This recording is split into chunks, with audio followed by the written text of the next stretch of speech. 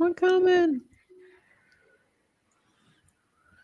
We're here. We're here. We did it. Another week. I'm so excited. Oh, we got some music. This isn't feed. Is this Feeding the Darks or is this a new song? This is Into Space. Ooh. Okay, question. Would you guys go into space if you were given the opportunity? Not to do it like Katy Perry and those other idiots, but like to actually go into space. Would you do it? Yes. I think so. You guys are braver than me. I'm way too scared to go that high up. I mean, I question the people that have claimed to have gone to space. So, you know, I'll need proof that it's actually happened. And that's fair. I think that's very fair. I want to I think if I did go up there, I would want to see that. Is it the Black Knight satellite? That thing that we don't know what it is, where it comes from. You seen that? Really sorry, I'm just over here getting down to this jam. Yeah, I'm vibing. Sammy, I do not know what you're talking about. Do you want me to remove you? Oh, no, I got it. Later. Trying to keep that anonymity. Yeah. The angelic voice behind the... Our mysterious. Secret, mysterious... Is she real? Is she AI? We don't know. Sammy, our producer, everybody. Is she an AI assistant robot? She might be. I know we don't normally do this, but someone in the chat just asked, what are the handbags on top of Pillar 43? Do you know, there's this really sad part of me that, what if it's Occam's razor? What if it's just Gobekli Tepe was part of, a really intricate shopping mall? It was handbags. It was just handbags. Hey, everyone. Versace. Hello, everyone. It's just Younger Dryas era. Yeah, it's just Younger Dryas swag.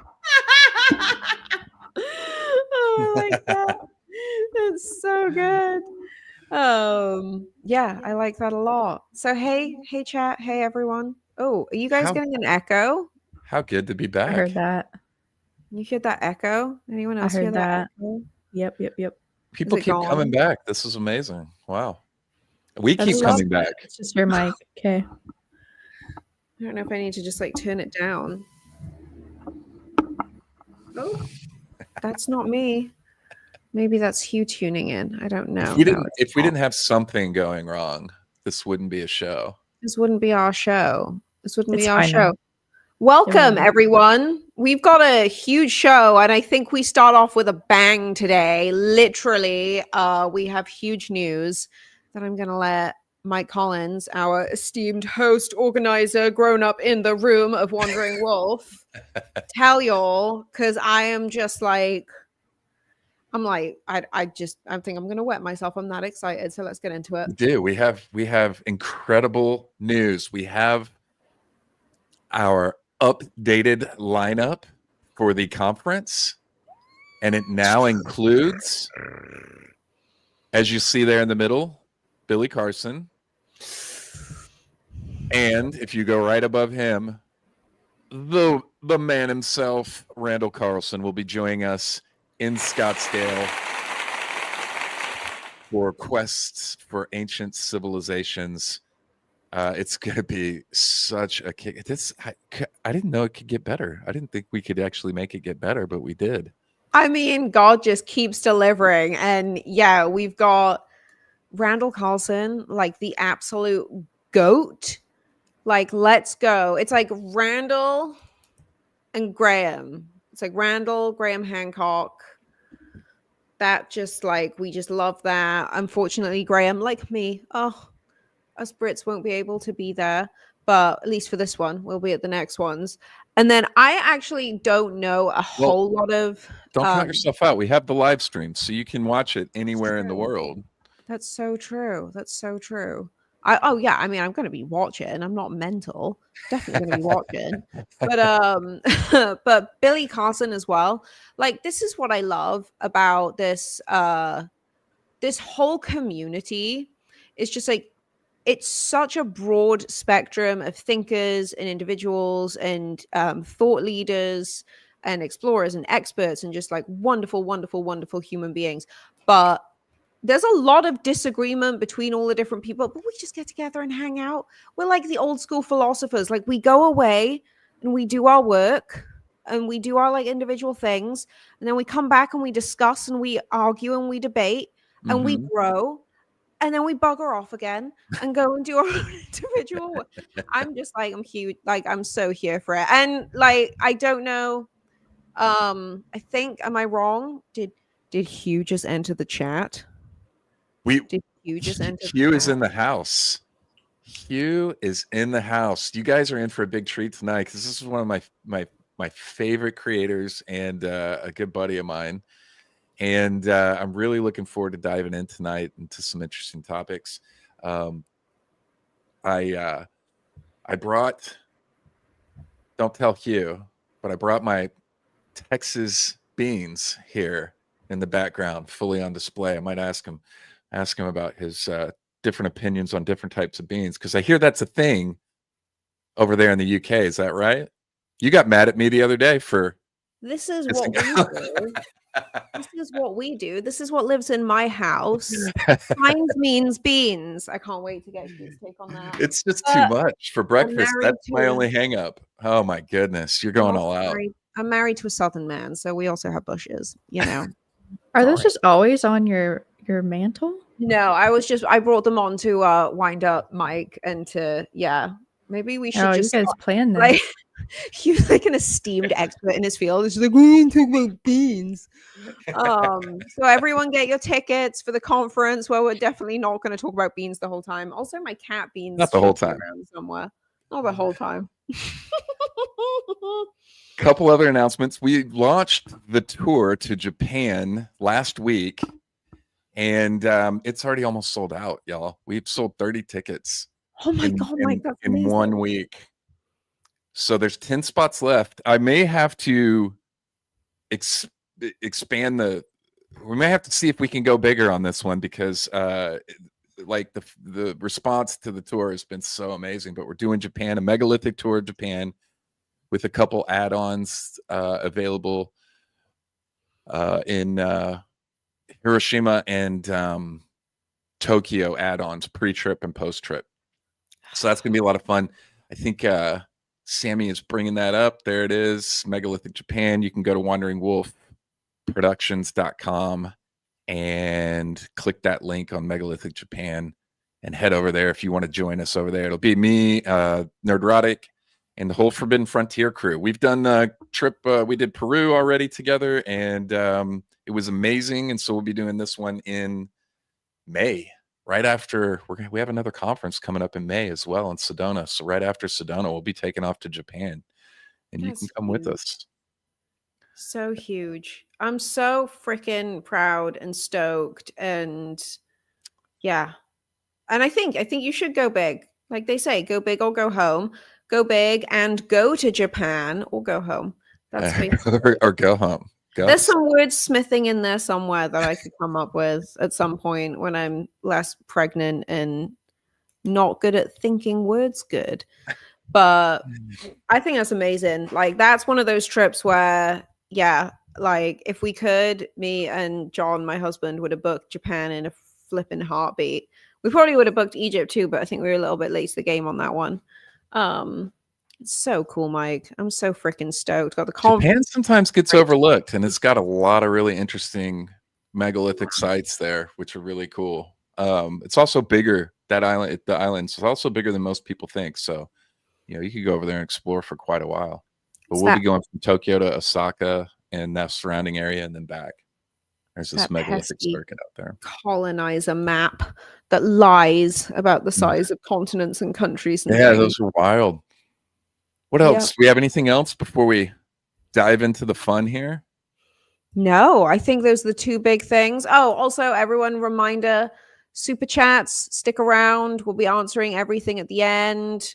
As always, get your questions in, whatever it is you want to know. If there's any we don't get to, just remember to ping us on social media, and we will always answer everything.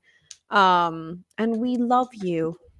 Thank you so much Oh, for and letting us do what we congratulations do. to last week's winners, our Oh, super yeah. chat winners. They got their tickets, and I got confirmation everybody's coming. So congratulations to last week's winners. You guys rock. We had a amazing. Right. Let's bring the man of the hour himself on here with us and introduce the incredible Hugh Newman from Megalithomania. Hey, Hugh, how's it going? Hugh, good. man, All good, thanks. How are you? First, thank you for staying up so late to connect with us live. It's like 1 a.m. there, right? Hey, JJ, saying hello. Hi, it's That nice is to see you. so good to see you. It's still cold here, by the way.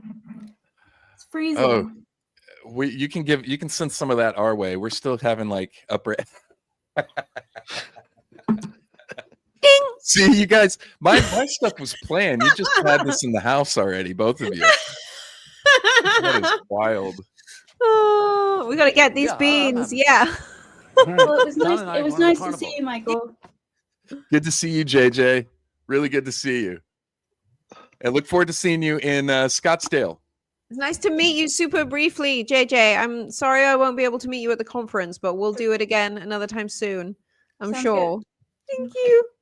And hi, Hugh. It's nice to meet you. Yeah, how's it going? Everyone's going to think we're related, I think. Oh, the silly accent Yeah. brigade. Yeah. Okay, gotcha. Yeah. And I have to fabricate mine because I'm from Swansea and no one could understand me if I spoke in my Swansea accent. So I have to come across a little bit more British when we do the show. All right. Yeah. Yeah. All right.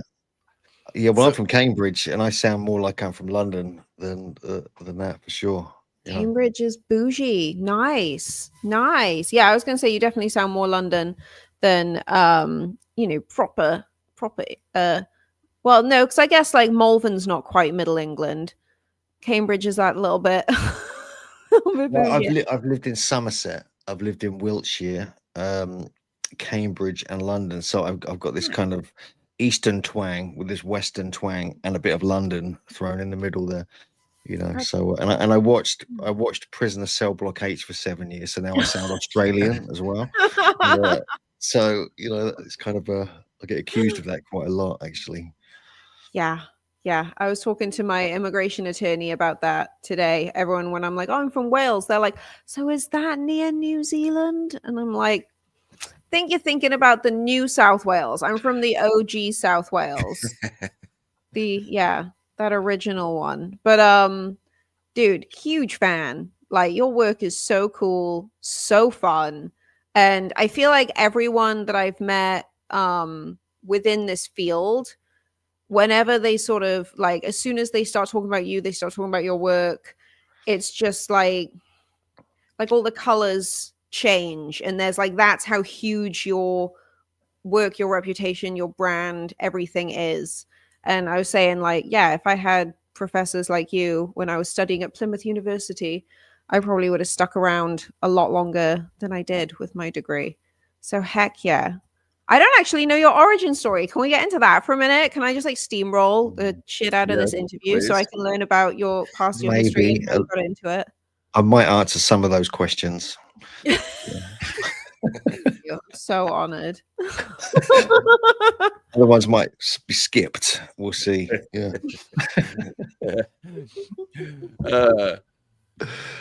I had a chance to hang out with Hugh recently over in the UK, and he showed me stuff that I'm embarrassed to admit that I didn't even know about the area, specifically in Avebury. Oh, look at that. And I have forgiven you already. You know that. Yeah. Good. Yeah, I was very ashamed considering what I do now, not knowing that was the largest stone circle in the world.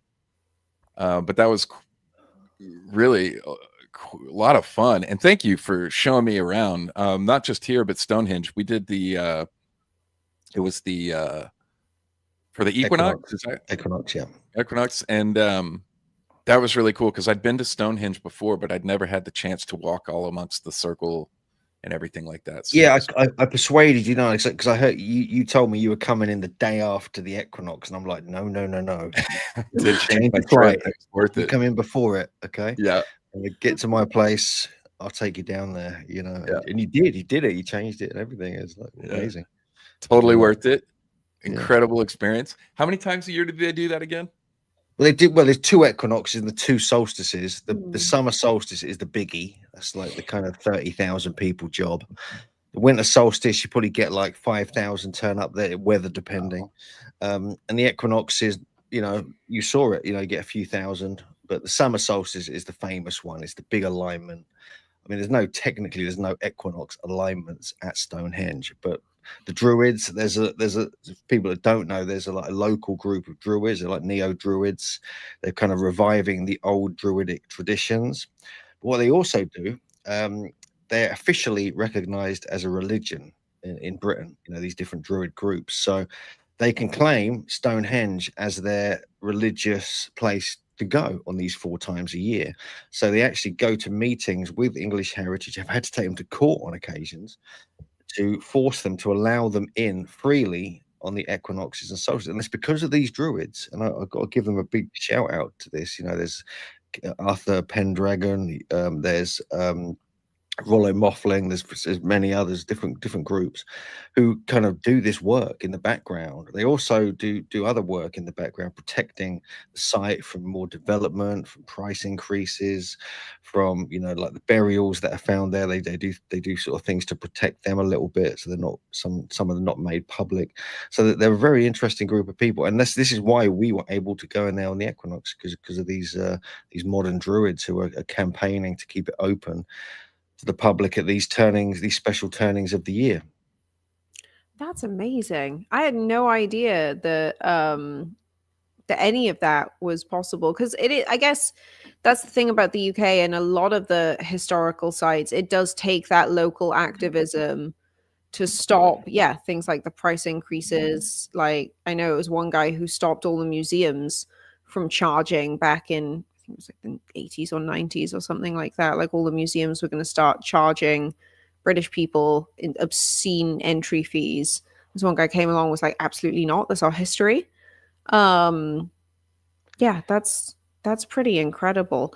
And I feel also like an idiot, actually. I didn't realize that there wasn't an alignment firstly at Stonehenge. I didn't realize that. Only on the equinoxes. There are on the solstices. Oh, Solstices have 2 major alignments. 3, in fact. There's actually 3. And one other thing. I mean, you mentioned the pricing, because originally, like, Stonehenge was, I'm sure most people know this, was owned by this gentleman, this old English gentleman back in the 1920s or whatever. And it was bought up by what was English Heritage, or what it became English Heritage, for like a small amount of money, but it was on the condition that it would also always be free, or it would cost like 10p or the equivalent to go into it only.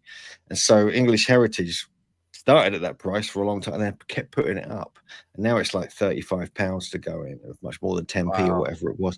But they claim it's because of inflation, so they had to kind of put the price up constantly, and English Heritage also, Stonehenge they own hundreds of properties. They look after hundreds of properties. Loads of them are really unpopular but cost a lot to maintain, these stately homes and other such things, and ancient sites, whole landscapes.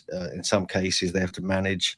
Stonehenge is the one. It's the kind of it's the money giver. It's what sort of funds the entire kind of project. So they've got their reasoning behind having a high price on it, and the private access visits cost a lot of money, but they actually do other good work as well, so people don't realize that there's actually like good stuff they get up to.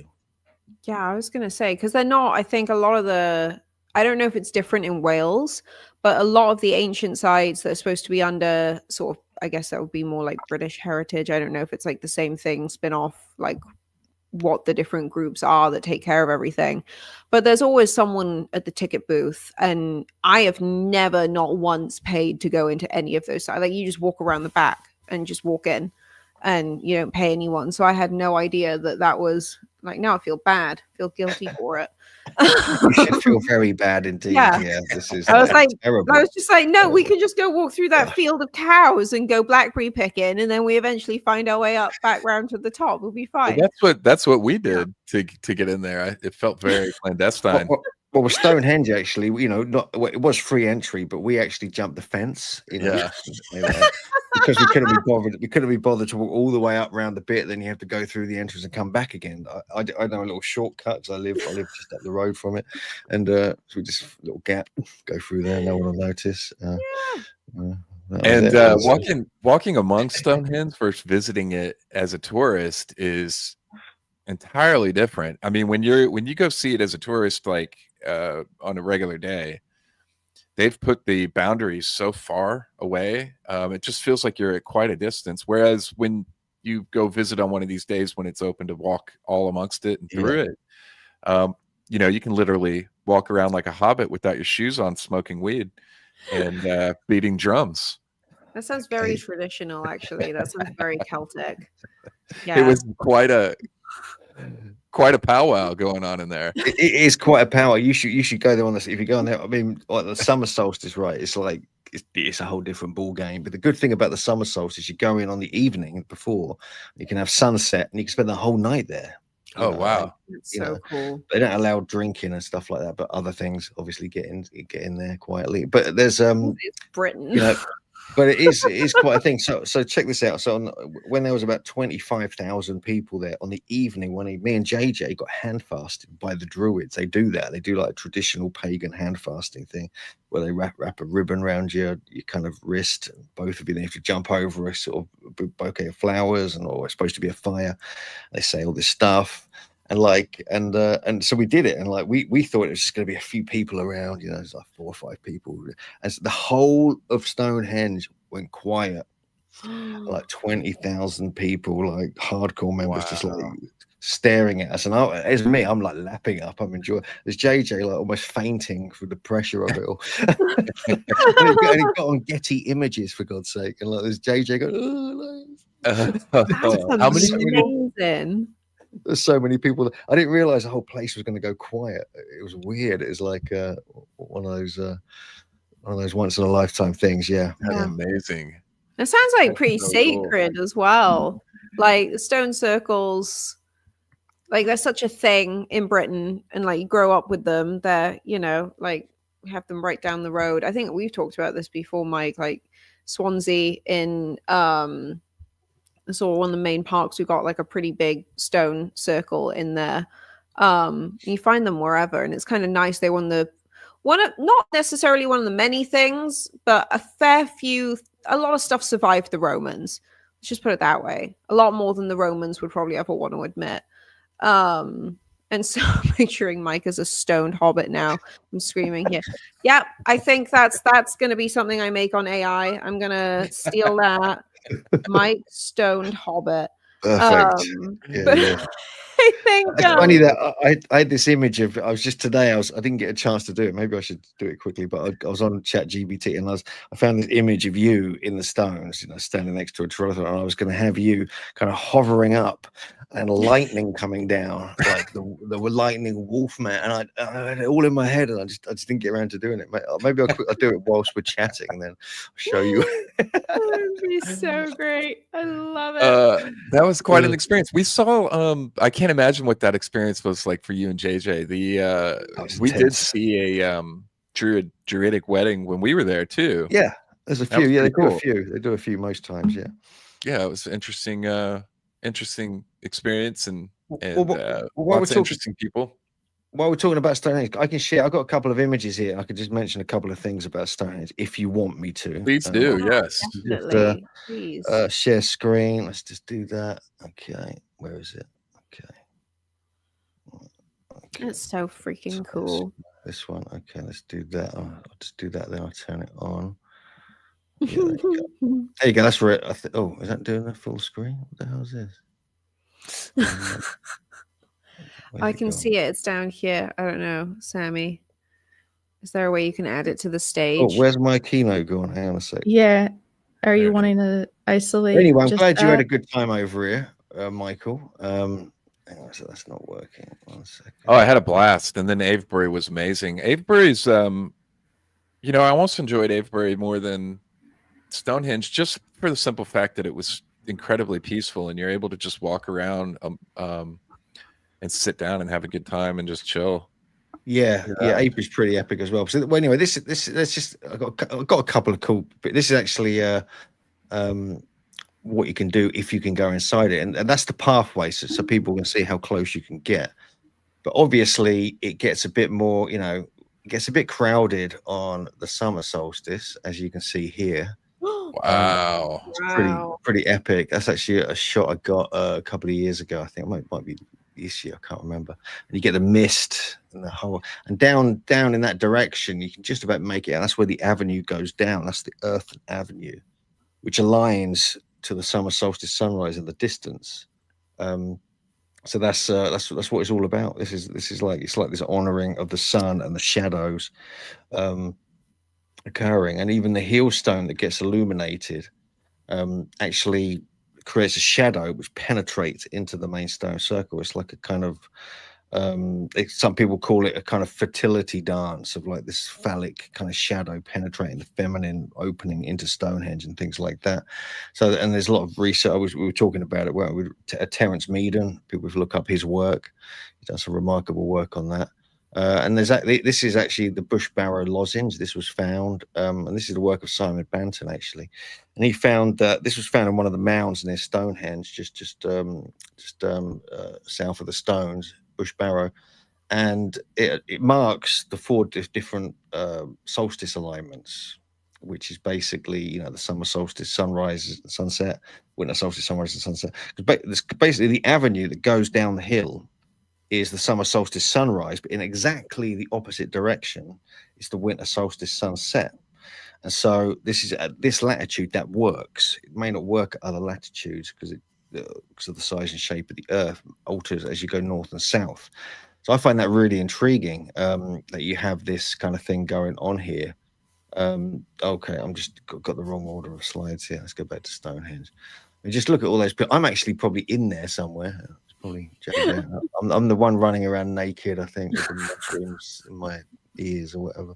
And but yeah, so it can be pretty epic when you go there during the summer solstice, especially. Yeah, I imagine that's kind of like it's almost like going to a concert or something. It looks like. Yeah, apart from this, they're all really bad musicians and they're just whacking drums. I know, man. That saxophone player that we got to experience was. Yeah, you get the odd. Yeah, you got the odd sort of weird jazz guy wandering about with a kind of weird outfit on or something, but it's not exactly a concert. You know. But then again, I actually went to a concert at Stonehenge a few weeks ago, and I saw Spinal Tap. Oh, no play way! There. Literally, they put a concert on it in promotion of their new Spinal Tap 2 that continues. And I actually, you know, that they had Shania Twain, they had Eric Clapton come on stage, and I was like, what the hell? And so that was kind of fun. But only I wasn't even allowed in. They only let English heritage employees in to see that. Oh, I was quite ew. annoyed, so I had to stand behind the fence. You know, like what? But it was okay. It was kind of cool. But still, though, yeah, to be able to see Spinal Tap, I mean, any of those 3 names, like Spinal Tap, Clapton, and Shania Twain, like any of them on their own is big enough. But seeing them together at Stonehenge, I mean, that's pretty flippin' legendary right there. Like that's incredible. Although I did see Clapton once, and I saw him in Cardiff, and it was really boring. But I think it was because the crowd was all seated. Maybe, yeah. I mean, yeah. I don't know. That's my kind of concert. If I can just sit down, you just sit down the whole time. Oh no! Oh no! I've reached that point in life where if I have to stand for a multitude of hours, I'm out. Oh, that's so good. Yeah. No. But saying that though, Stonehenge, right? I got another funny story from this. I was they were filming Transformers there, and Anthony Hopkins was there and all this stuff. And I saw him. I saw Michael Bay, the director, and I got yelled at by Michael Bay because I kept walking into shot in the distance. So it's one of my small claims to Hollywood fame there, and we found that they built a fake Stonehenge nearby. Me and JJ worked out where it was, and we went down there, and it was a half-built Stonehenge, so they could do more filming there and blow it up as well. And so, and this was just before April Fool's Day, April the 1st. So we took a photo of that and put it against an actual photo of Stonehenge, and half of it was missing. So we put it out there that Stonehenge had been half stolen during the night. So many people believed us. It was hilarious and then 2 days later we got blown up. That is so good. Did you end up making it into the movie? They included it. They blew it up in the movie. I don't think I was in the movie in the end. I think they might have cut me out. Yeah. What the hell? Yeah, I know. It's outrageous. Oh man, that's great. That's about the most epic, I think, April Fool's prank that I've ever heard. Yeah, and trust me, a lot of people believed us, and they were mainly Americans as well, Michael. And what are you trying to say here? But honestly, I mean, people in England, they're really wary of April Fool's jokes. They're like,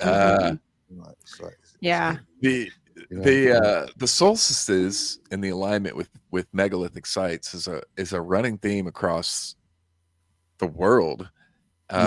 So this isn't unique to Stonehenge, and you've documented this stuff and really dug into it in a lot of different places.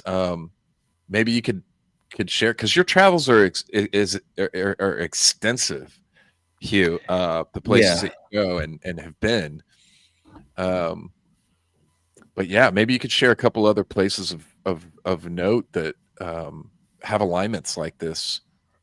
Yeah, for sure. Yeah, okay. If I've got a few images up here, you can check them out as well. And if you want to share the screen or whatever. And so I've been, I've been sort of tracking the solstice since me and JJ discovered this alignment, especially. I've been interested in archaeoastronomy for a long, long time.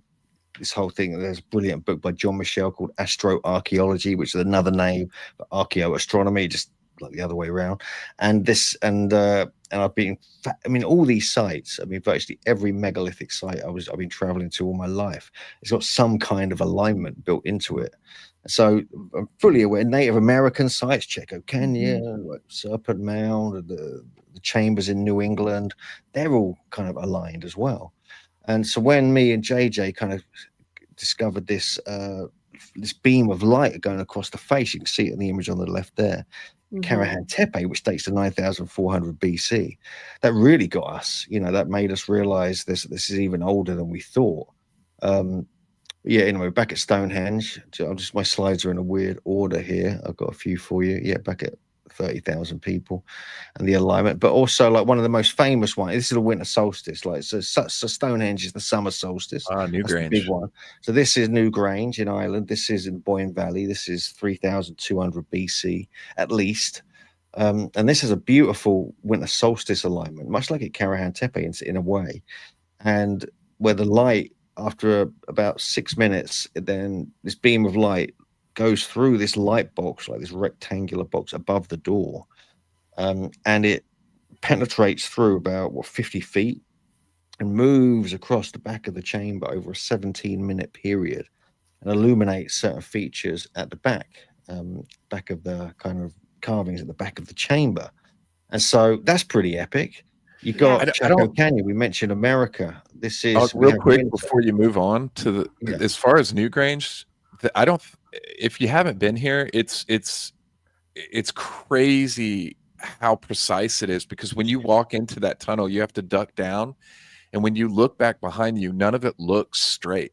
So it's almost wild when you're in there. You're like, how is that light going from where we entered and hitting the back of this chamber? It's so precise. When you get to the back of the chamber, you're at this upper level. That's right. Because you walk up, and it's controlled. So it's very, like, they really control the movement of the light. It's very specific. It's like it almost, so it will only hit a certain area, and it will only work on that time of year. And this is very similar to the Karahan Tepe alignment, where the light actually comes through a very sharp angle. So you got this porthole stone, but the light's actually coming through at a really obscure angle. So it becomes such a tight angle, even though the window's 70 centimeters wide, or a couple of feet wide. It's actually going through a gap like that because it's at an angle, and then it illuminates the head and moves around 45 minutes. It's hard to grasp when you're there, even in person, how that light is making it through that angle and up into that chamber. It's pitch black as well. I mean, when it's pitch black, wild. and you've got the light, it's even when it's not sunny, just the light of the sun coming through the clouds illuminates it as well. And they've even experimented with Venus here as well, where Venus can be bright enough before sunrise and illuminate the chamber. We think that was also happening at Karahan Tepe as well.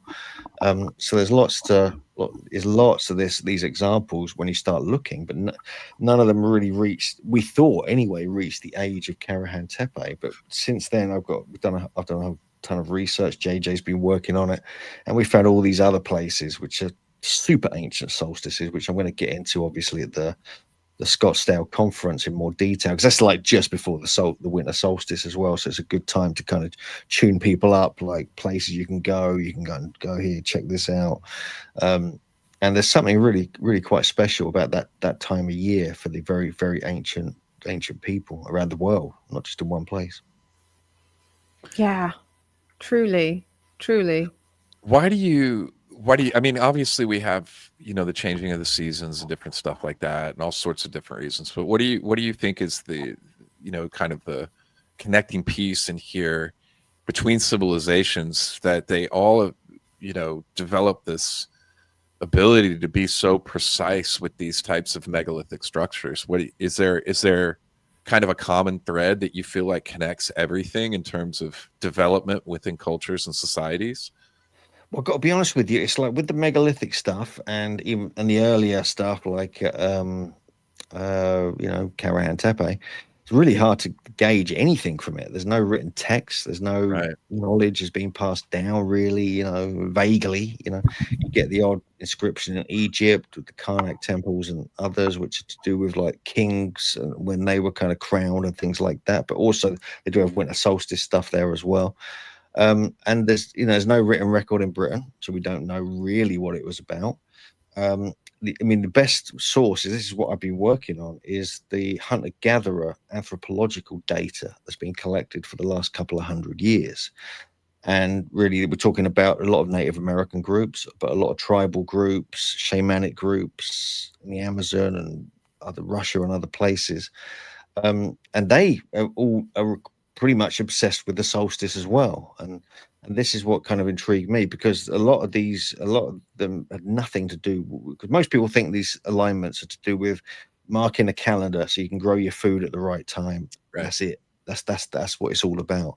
And it just is not about that, really. I mean, it became that later on, but before agriculture, this was about something quite spiritual, quite profound. This was about, bringing the heavens down to earth and observing, imagine you're in a tribal culture, a hunter-gatherer group. We don't have the resources and the knowledge we get brought up with in this culture. We don't know what the sun is. We don't know what the hell the sky is. We don't even know what the earth is. We only know our small patch. And so you've got to imagine that from that mindset. But they're also as intelligent as we were. They got the same size brain, same capacity. And so they were doing everything they could to understand it, and this, I think it became, once they started getting an understanding of it, they would become, they would clearly see the sun as like a god. I mean, I think that's the fundamental, it's like the kind of, even Christianity is kind of based on the sun, the solar god, mythos, from earlier cultures. And so, so that's clearly got something to do with it. But these anthropological studies, these hunter-gatherer groups, these advanced groups they were looking at, they all had this thing about the solstice, wherever they were in the world, whenever this was. And now we're finding it. So that kind of gives some explanation to Stonehenge and Newgrange, but it also gives an explanation to Karahan Tepe, because we know they were hunter-gatherer groups as well. Do we do, yeah, for sure. I mean, a lot of people question this, but the fact they were hunter-gatherers And even there's proof of that now. And also before that, we go to the Paleolithic groups as well, much earlier, going back 40,000 years. But from around the time of Gobekli Tepe, all the way back 40,000 years, all of those also studied appear to have had this obsession with the solstice. And there's this I'm going to just get into this briefly because there's a misconception with hunter-gatherers about what that term really means. It's become a thing, and so people think that there's like this advanced civilization. They weren't hunter-gatherers. They were building all these sites, but they were still, whatever you say, they were still hunting and they were still gathering before agriculture got developed. So they're hunter-gatherers. And so, so we have to kind of just, think about what we mean by that rather than, because Gobekli Tepe and all these sites are hugely advanced, very sophisticated. But when you realize the brain capacity is the same as ours, you can understand how they could develop and build into this and the knowledge they were collecting, because now we know that they were studying the stars from 40,000 plus years ago. They had a legacy of knowledge, being passed down through generations, and it was taught. There's the beautiful kind of bone plaques you find all over the French and Spanish Paleolithic caves, which were documented by Alexander Marshak in 1972 in his book about this. And I actually went there. I went to the Dordogne area in France recently with my family, had a look at some of the caves, looked at these artifacts, and I was like, bloody hell, they're amazing, aren't they? Very interesting. And like, because not only do they have the bone plaques with all the counting and the moon cycles and the solar cycles all carefully, it was a science. They were working, developing a science back then. They also have these 3D relief carvings in stone, just like you get at Gobekli Tepe. And they were also aligning, they were choosing caves which aligned with solstices really? And equinoxes. Yeah, very much so. This is what I'm going to be getting into in my lecture at the place at the Scottsdale event, because this is what's getting crazy. And so for ages, me and JJ were going, oh yeah, we found the oldest winter solstice alignment in the world. And we've proven ourselves wrong now completely, because there's much older ones, and we like that though. It's brilliant because it's opened up a whole new avenue of research for us, and all the data is there. People have analyzed this, but it was mostly in French. It was mostly in academic journals, which you got, you have to pay to get to and things like this. So we didn't have access to a lot. In fact, I got sent something the other day by this brilliant guy called Alistair Coombs, who works with Martin Sweatman. And I'd written about all this stuff. I've published a few articles on what I've just been talking about.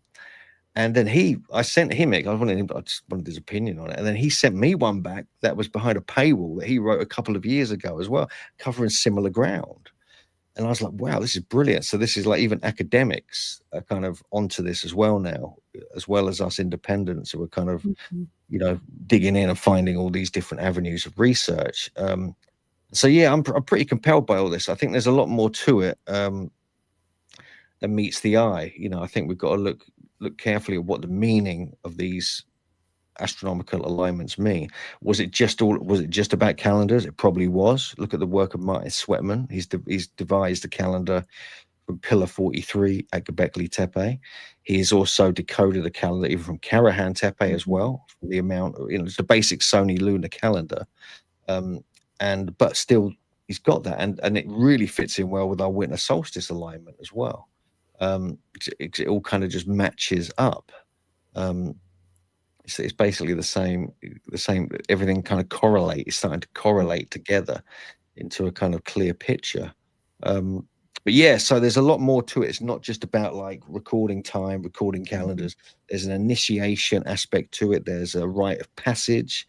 There's like the Paleolithic caves that the light would come through, Lascaux, for instance, on the summer solstice sunset, and on the winter solstice, other caves. There's 122 caves have this, by the way. It's not just one or two, 122. And it would illuminate certain images, painted images in the cave on the solstice only. Wow. And so that is beautiful. And that's just like what we're seeing at Karahan Tepe with the stone head getting illuminated.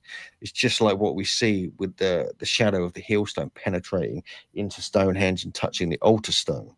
It's the same as the Newgrange alignment, the Chaco Canyon alignment, and everything else. So there's this obsession, and it's something about the measuring and the movement of the sun, because it also has, it can have a profound effect on us. There's been research done on the summer solstice and the effect it can actually, it's so powerful and so close and intense, the sun at times, that and when there's an apogee and a perigee of the moon and other such things, where things get more pressured and closer to the earth, you can actually have consciousness effects and DNA changes as well, and this is scientifically documented. And so these times a year may have been very special to these people for multiple reasons. So there's a lot more to it than what people realize. Yeah. That's pretty incredible. I think the only place where it kind of the only kind of thing I want to pick at was this idea that, especially a site on the scale of, say, Gobekli Tepe, and when you look at it in the context of all of the other sites around it, including, all the ones that haven't even been excavated yet, I guess I would love to know more about the sort of hunter-gatherer pre-agriculture theory, because like the sociologist in me is like, I don't understand how you build something like that, but the sheer manpower it would take, but maybe this is my ignorance, but just like the sheer manpower it would take, I don't understand how you sustain that population without having some kind of consistent form of agriculture. I think that's the only thing where I'm like, maybe it wasn't just strictly hunter-gatherer in that sort of like traditional like practice society. So I agree, like you can be a hunter-gatherer society but not be archaic in that sort of like, sort of caveman bias that most people come up with when they hear hunter-gatherer. But I just think like it just makes, maybe I'm oversimplifying it, like from the sort of Occam's razor perspective, we probably did grow some kind of crop. We probably did form some kind of animal agriculture just to sustain people. Because if you're going out hunting and gathering constantly looking for food, how are you also going to build that at the same time with a population, like the scale of the population you would need to do that? So I don't know. Is there anything kind of to that? Or is there an answer that keeps it on the hunter-gatherer? Am I explaining this correctly? Yeah, I think I know what you mean. Yeah, well there's different seasons of different animals and things like that. There's different seasons of different plants and food crops and things like that, and fish as well. This is documented even in the Paleolithic caves, where there's actually a salmon with a reclined jaw, which is something that happens during the winter months, and that caves aligned to the winter solstice. And but with Gobekli Tepe and all that, clearly I believe that they were doing big. They weren't necessarily there all year round. They were, when the gazelles would come through in the autumn, there'd be a massive hunt, hundreds of people getting food. They would dry the meat, they'd have it for months, and then there'd be big celebrations over the winter solstice. There's evidence of feasting levels as well being found there. There's also evidence of much earlier domestic buildings at Natufian sites in the Levant, which go back 14,500 years. And they were hunting and gathering, but they were also having settlements, and they would move around seasonally to different settlements, following the different animals and plant crops where they would naturally grow. And so there's a whole different mindset to what we realize.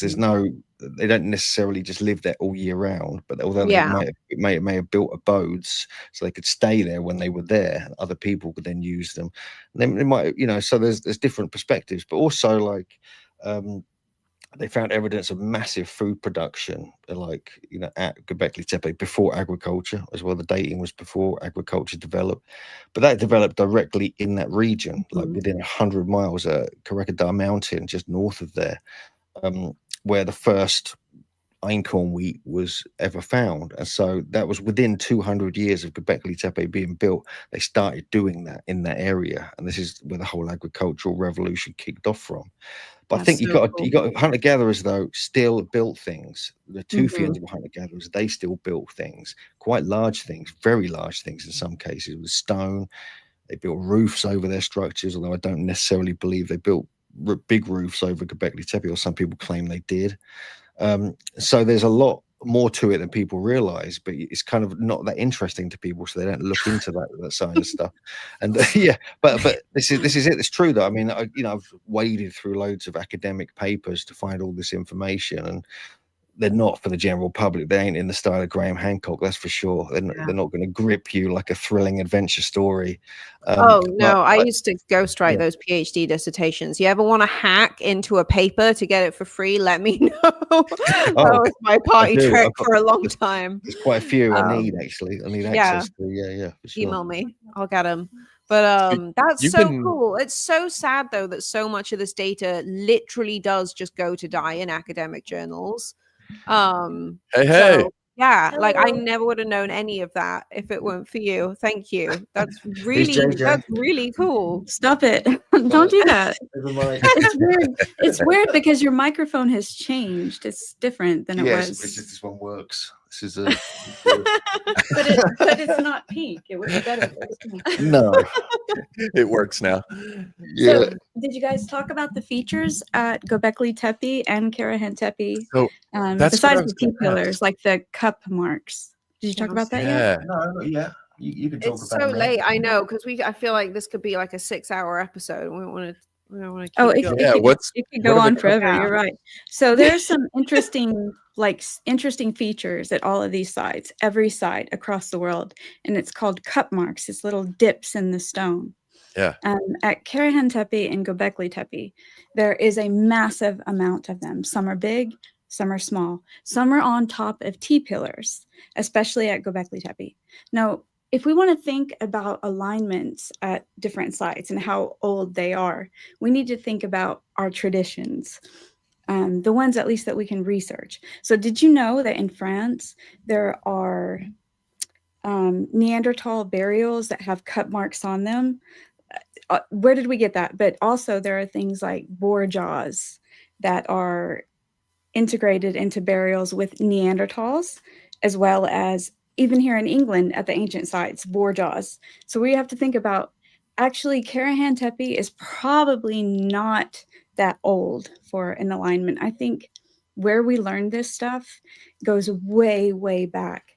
There are artifacts that archaeologists and anthropologists that don't get a lot of attention say are marking the constellations like Orion, that we know, or at least from the artifacts, are being sort of spoken about in symbols at places like Gobekli Tepe.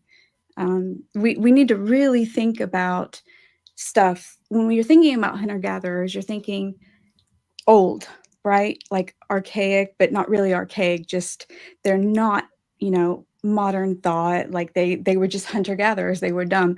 They weren't. They were brilliant. They had specific ideas. They needed these specific ideas. They studied the stars because they followed migration patterns. They were just absolutely brilliant.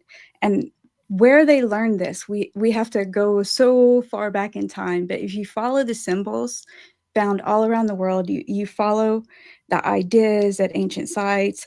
A perfect example is the boar jaws that are buried with Neanderthals, and you find them in the burial sites here in England. You find them in Brittany, you find them in South America.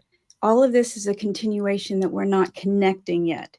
So it's just to me, it's amazing. And I'm probably rattling on. I apologize. No, this is so cool because it's like the international, or I guess like transcontinental factor in it. We're talking about, if we're talking about Neanderthal burials, that's like what, 40,000 years ago? The one I was speaking about was like 70,000 years, 76,000. But in Dordogne, France, actually, in a cave there, I believe it was Dordogne, somewhere, they have so many caves there that have specific artifacts and things they found that are just absolutely brilliant. But Neanderthals built stone circles inside like caves. They did this. They took stalagmites, stalactites, and built stone circles inside the caves. And we know this. This is proven. Why did they do that? What were they doing? Why do we now, look to like Stonehenge, a stone circle? To us, it's old, but actually it's probably quite young. And, the ideas of history, it's just, to me, we've got to really get past these misconceptions of ancient people being, archaic and not smart.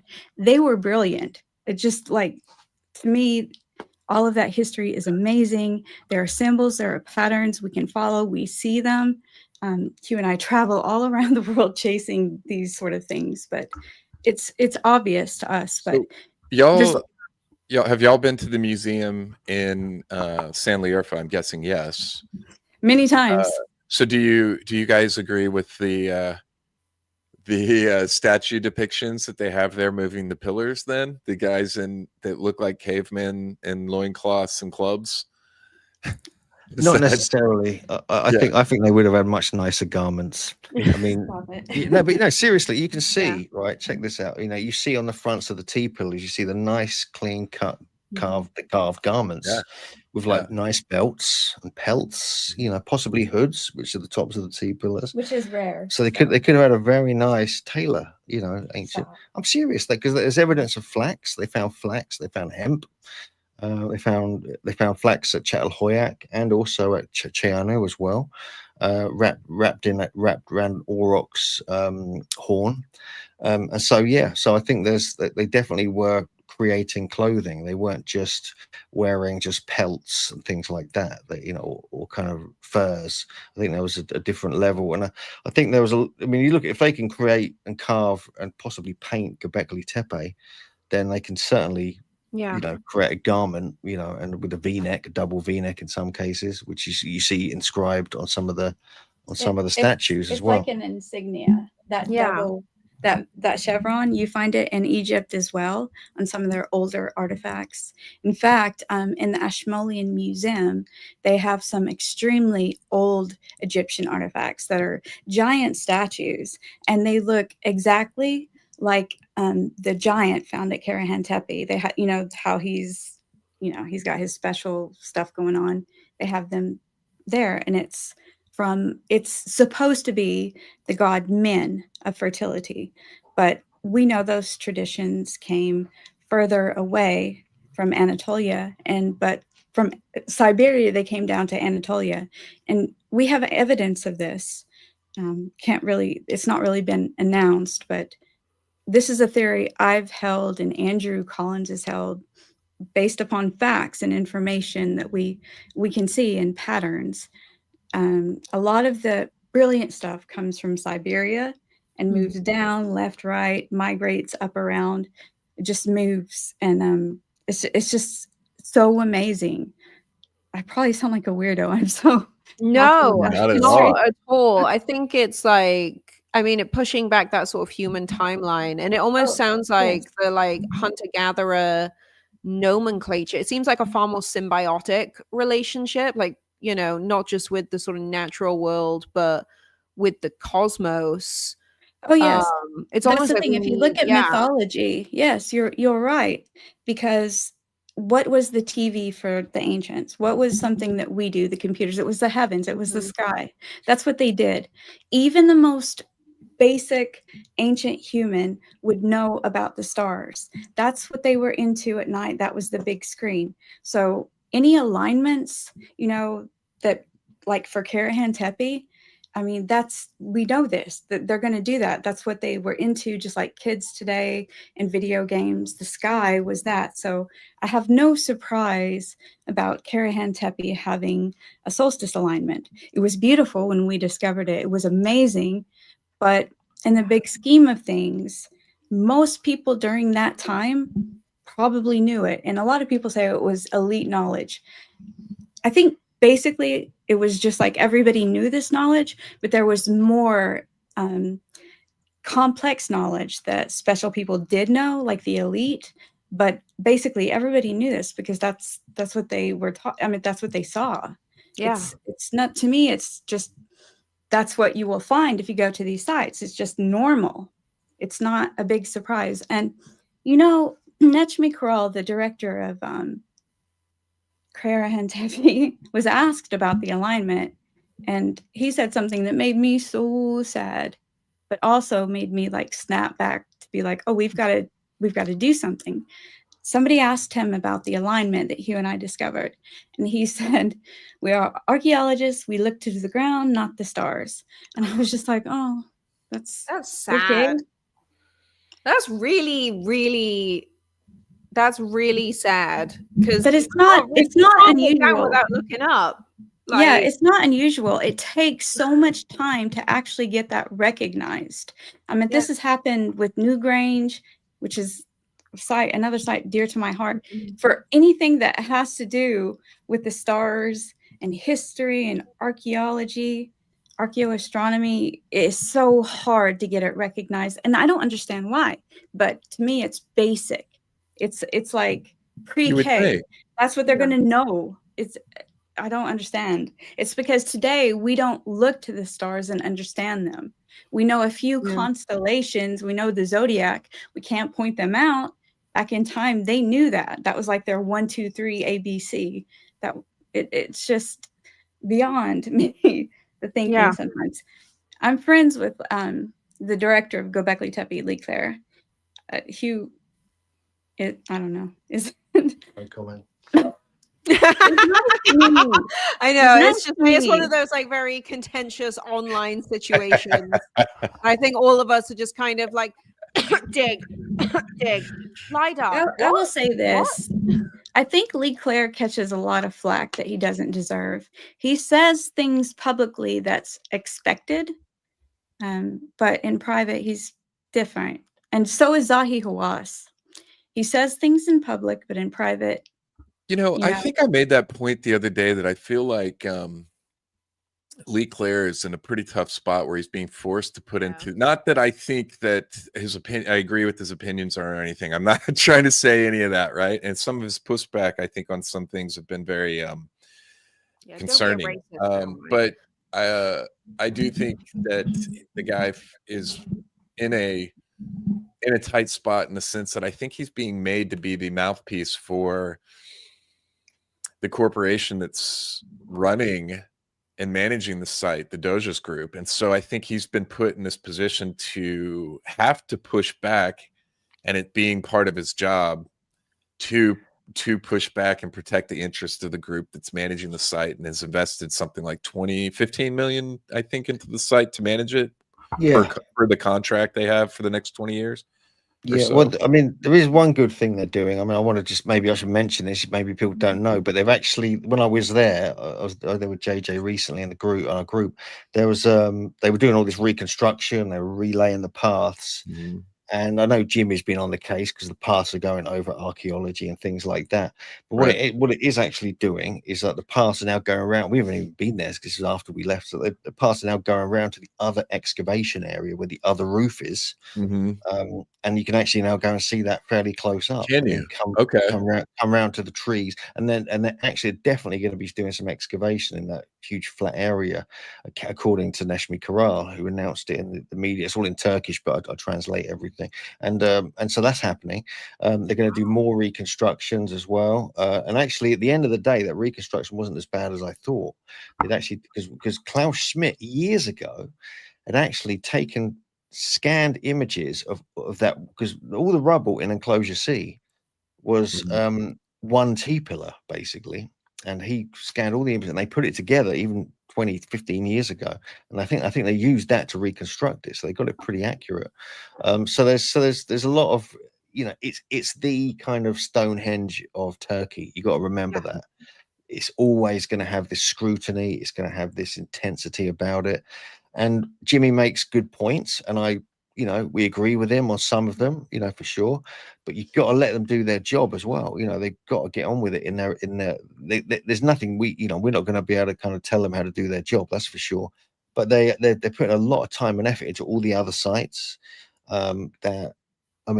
How would we would never even see any of these if it wasn't for these guys, you know what I mean? So this is like, we've got to be grateful, in some respects, but also we've got to they need to be scrutinized, they need to be questioned, because one of the things that bugs me is the interpretation is always off, in my opinion. It's always based upon their, an archaeologist's mindset rather than an interdisciplinary mindset of multiple different, experts giving their views, which I think needs to be addressed. But that's actually starting to happen. I was actually speaking to an archaeology student yesterday or day before we came to our conference, and she was telling me that in her archaeology class, they're now changing that. They're now actually like integrating and trying to bring in alternative ideas and people into the mix, because That's they great. realize that these alternative people, these are like us alternative people, if you like, with like the antiquarians of 200 years ago who were going around before archaeologists even existed and looking at the sites, documenting them, illustrating them, the famous old illustrations that we use in all our, Megalithomania gear. It's like based upon these antiquarians, because they were like us. They had a passion. They were megalithomaniacs. They were obsessives. They wanted to just try and understand what these sites were all about. And so that's been lost a bit in archaeology. So the antiquarianism is really coming back. It's what the alternative scene is, really. It's just a different term now. And so I think there's, people who've got a passion. I've got often, like JJ does unique research on the symbolism, the mythology, and how this fits in with astronomy and things like this. And not many people do that and have that level of understanding and focus that she has on it. So, there needs to be a whole different, way. And I think this is starting to come through in archaeology, but it's unlikely that's going to get into the current dogma at places like Gobekli Tepe. That's good news. Like it's such an Englishman thing to do. Sorry, I just have to call this out. You just broke two huge stories on the stream in the most casual. They're gonna do like more excavations. Actually, literally, the debate on X is like do more excavations. Wait, what? There's gonna be no, they are. Debate. Yeah, like that's huge. Gobekli Tepe, They're never gonna stop.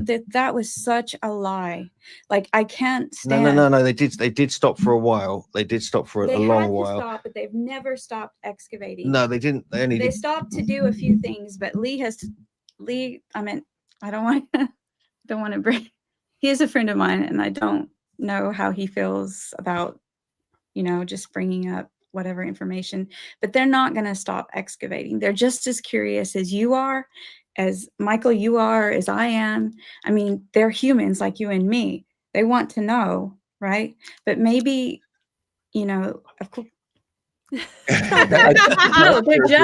trust me, they're just as curious as you and me. Well, I think the controversy on that was Lee's public statement that he was never, and I think if we want to be specific, if I remember correctly, his statement was that he has no plans to ever fully excavate Gobekli Tepe. Because he can't. And I think he's gotten on social media, I think he's gotten a bit of a wordsmithing war in terms of, that whether that means excavating at all or, excavating fully. I think for me, visiting the site, the thing that stuck out to me the most was and that bothered me the most were the pillars piercing the heart of the site, and what's involved in placing pillars like that into the ground. And then, in our time over at Karahan Tepe, where they had pre-dug holes, they had the holes dug there to place similar type pillars. That's and I've traveled around the world enough, and I'm sure, Hugh, you've experienced, and you guys, JJ, have experienced this as well. The reconstruction process at places oftentimes has nothing to do with archaeology, and it simply involves construction crews and day laborers coming in. And so I think the best example of that is Newgrange. Newgrange is the best example of that. Mm-hmm. They messed that up big time with that white, it just kind of just ruined it. Yes, it's loads of stuff. I mean, I showed you, you saw them couple of stones in Stonehenge. I showed you the Avebury, which was a part of partial reconstruction. Right. Alexander Keeler, and so it's not all kind of negative though. There's a lot of reasons why they do it, so that like Avebury, it's useful, for instance, because you actually know where the stones are. There's actually some still buried and marked, totally. and so they're just trying to kind of like bring it back to life in some respects. And I kind of I I think I think there's always going to be this debate. Gobekli Tepe is big, it's bigger news than Stonehenge is. It's going to only going to get bigger. It's the one site that is going to, it's at the top of everyone's kind of focus. And I think Jim is on the case with it. He makes some very good points. I've got, but Lee Clare, he's doing his job as well. So there's a sort of balance that needs to be found. I think, let's just try and, the fact is they are going to be doing more work there. That's the good thing. They've got a lot of the conservation out of the way. They've got a lot of the reconstruction out of the way. They've laid all the new paths. They've got the new visitor centers nearly finished. So that's all going to be done soon.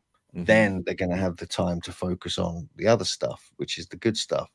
But fortunately, we've got to look at the other sites. There's 11 other sites. They've just started excavating a Jan Lahoyak, literally 3 weeks ago. There's another site called Yogan Birch. They're going to start on next year or late this year. Jan Lahoyak, they built a fence around it. They had a big opening ceremony. The Japanese princess came in to open it because there's a Japanese team working on it who worked on another site in the area 20 years ago. And Jan Lahoyak is bigger than Gobekli Tepe, and it's major. Let me find an image for you. Give us a second. Yeah, I want to show you this image because this is. I mean, we've been talking about Jan Lahoyak for a long time. I mean, we've been going there for years. If I just share these couple of images, I want to show you something because here we go. So this is the Jan Lahoyak. So this is on the bottom right there. That's the map. So it means basically grief. Jan Lahoyak means giant that eats, which is an unusual name. There's 6 areas there, and these are huge areas, and we met the mayor of the village, and he showed us all these artifacts. There's loads of cut marks everywhere. Then JJ and I went driving through it, and just out the window, she said, "Stop! Look at that! What the hell is that?" There's a T-pillar on the ground there, and this is what's rotating in the view here. And we found a T-pillar, and this is a broken T-pillar on the ground in the field. Yeah. And this is even though there've been articles written about Jan Lahoyak by Bahattin Selik 15 years ago, he claimed there was no T-pillars ever be found there. So we discovered the first damn T-pillar there, which is basically this. Just writing yourselves into this was back in 2022, I think May 2022, and it's just there on the ground, and we've been going back there every year since, still there. Same place, hasn't been moved, and so thankfully it's not been stolen by anyone, but it's a bit knackered, but it's a T-shaped pillar just on the ground. That's incredible. That's amazing. I actually, when we went there too, we spotted that, but I kind of wanted to go a bit deeper. So I did go on property because I was curious, because we were seeing those big pots, stone pots, the big grinding bowls, and so I thought, okay, I'm just going to go and explore a bit, and Hugh is going to be in the car and he can honk if trouble arises. So I go up there, and in a lot of these places, they're sacred, and the people that live there know that. So there was a cemetery, a modern cemetery, but it was still old. They used to make some of the graves parts of ancient porthole stones. They were using pieces that were just probably more than 10,000, 11,000 years old as part of the graves, because they were there. They were there on the topsoil.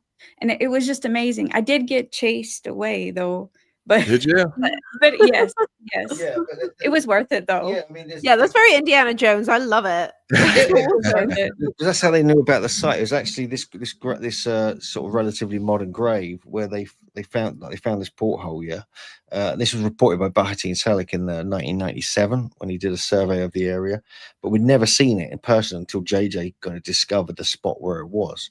And so again, this is going to be a bit like Saybirch. This is going to be like a whole village is going to have to be partly dug up. Yeah, and so this is and it's quite a big kind of hilly area, and it's about 2.5 miles from Saybirch, just over in that area, kind of southeast, west rather of Chandlerford and Gobekli Tepe. So yeah, I mean, I'm just delighted that they're actually going to be excavated there, because we've been wondering, because it was on the list to be excavated for like 4 years, but nothing's happened. But yeah, so that's happening. I mean, certainly you've got Harbet Zuvan Tepesi, you've got Sefer Tepe, You've got Kurt Tepe, they've not started on yet. It's Tasley Tepe, they haven't started on yet. But there's Saybirch, there's Chakmak Tepe, there's Mendik Tepe, they're all working on. And a few others, Mendik, and a few others in the area they're starting to get their teeth into. They're also working on a site called Cheyanuk Tepesi, which is north. This is like near Diyarbakir. We went up there a couple of times. Went there this year, managed to get access. Big story came out this year at Cheyanuk because they discovered a red ochre floor, a painted floor. And this dates back to about 8,500 BC, 8,000 BC. It's a bit younger than the main Tepler sites. No T-pillars, but they do have megaliths there, amongst other things. And so there's a lot going on. I mean, this whole part of the world is really, really getting there's a lot is going to be coming out in the next few years. It's going to constantly hit the headlines. And we know one of the things that's really annoying, we know about a really cool statue that was found and seen pictures of it and video of it that they haven't published yet from Saybirch. We can't believe it. And we can't show it even though we've got it, and like, so there's stuff that we know about that we're not allowed to say anything about. Why aren't you allowed to say anything about it? You're a protected source. We won't tell anyone. We have an agreement with the family there, and but we go ahead, pull the picture up here live on live stream. Yeah. We'll take a look at it. News. Breaking news. I know, but it should be. I mean, I thought it'd be out by now, but and there's also rumors of other things that have been found at Karahan Tepe, but they haven't published yet. That are going to be big news, more statues, more things, so there's like, so we keep hearing things on the grapevine, seeing the odd clip or picture. We're like, what the hell? And then don't hear about it for months. And this has happened before where we've had to keep quiet about it. And like, because we got, we're very friendly with all the families. They show us things, but we promise not to announce things until they do. So we have to be careful because we want to keep good relations out there. So it's weird. But I mean, and also this is the debate at Gobekli Tepe as well that Lee Clare was having with Jimmy, is about why isn't it all just published immediately? There's actually a process sometimes it has to go through, because if you announce certain things, you could then get looters and stuff like this and other such things. You got to be aware of that. I mean, because Karahan Tepe was looted over and over again before it ever got excavated. Luckily, they didn't get very deep into the ground, compared to where they got to now. So not much was really taken. Although some T-pillars did actually get stolen. There was one with the serpent on it that got stolen. Really?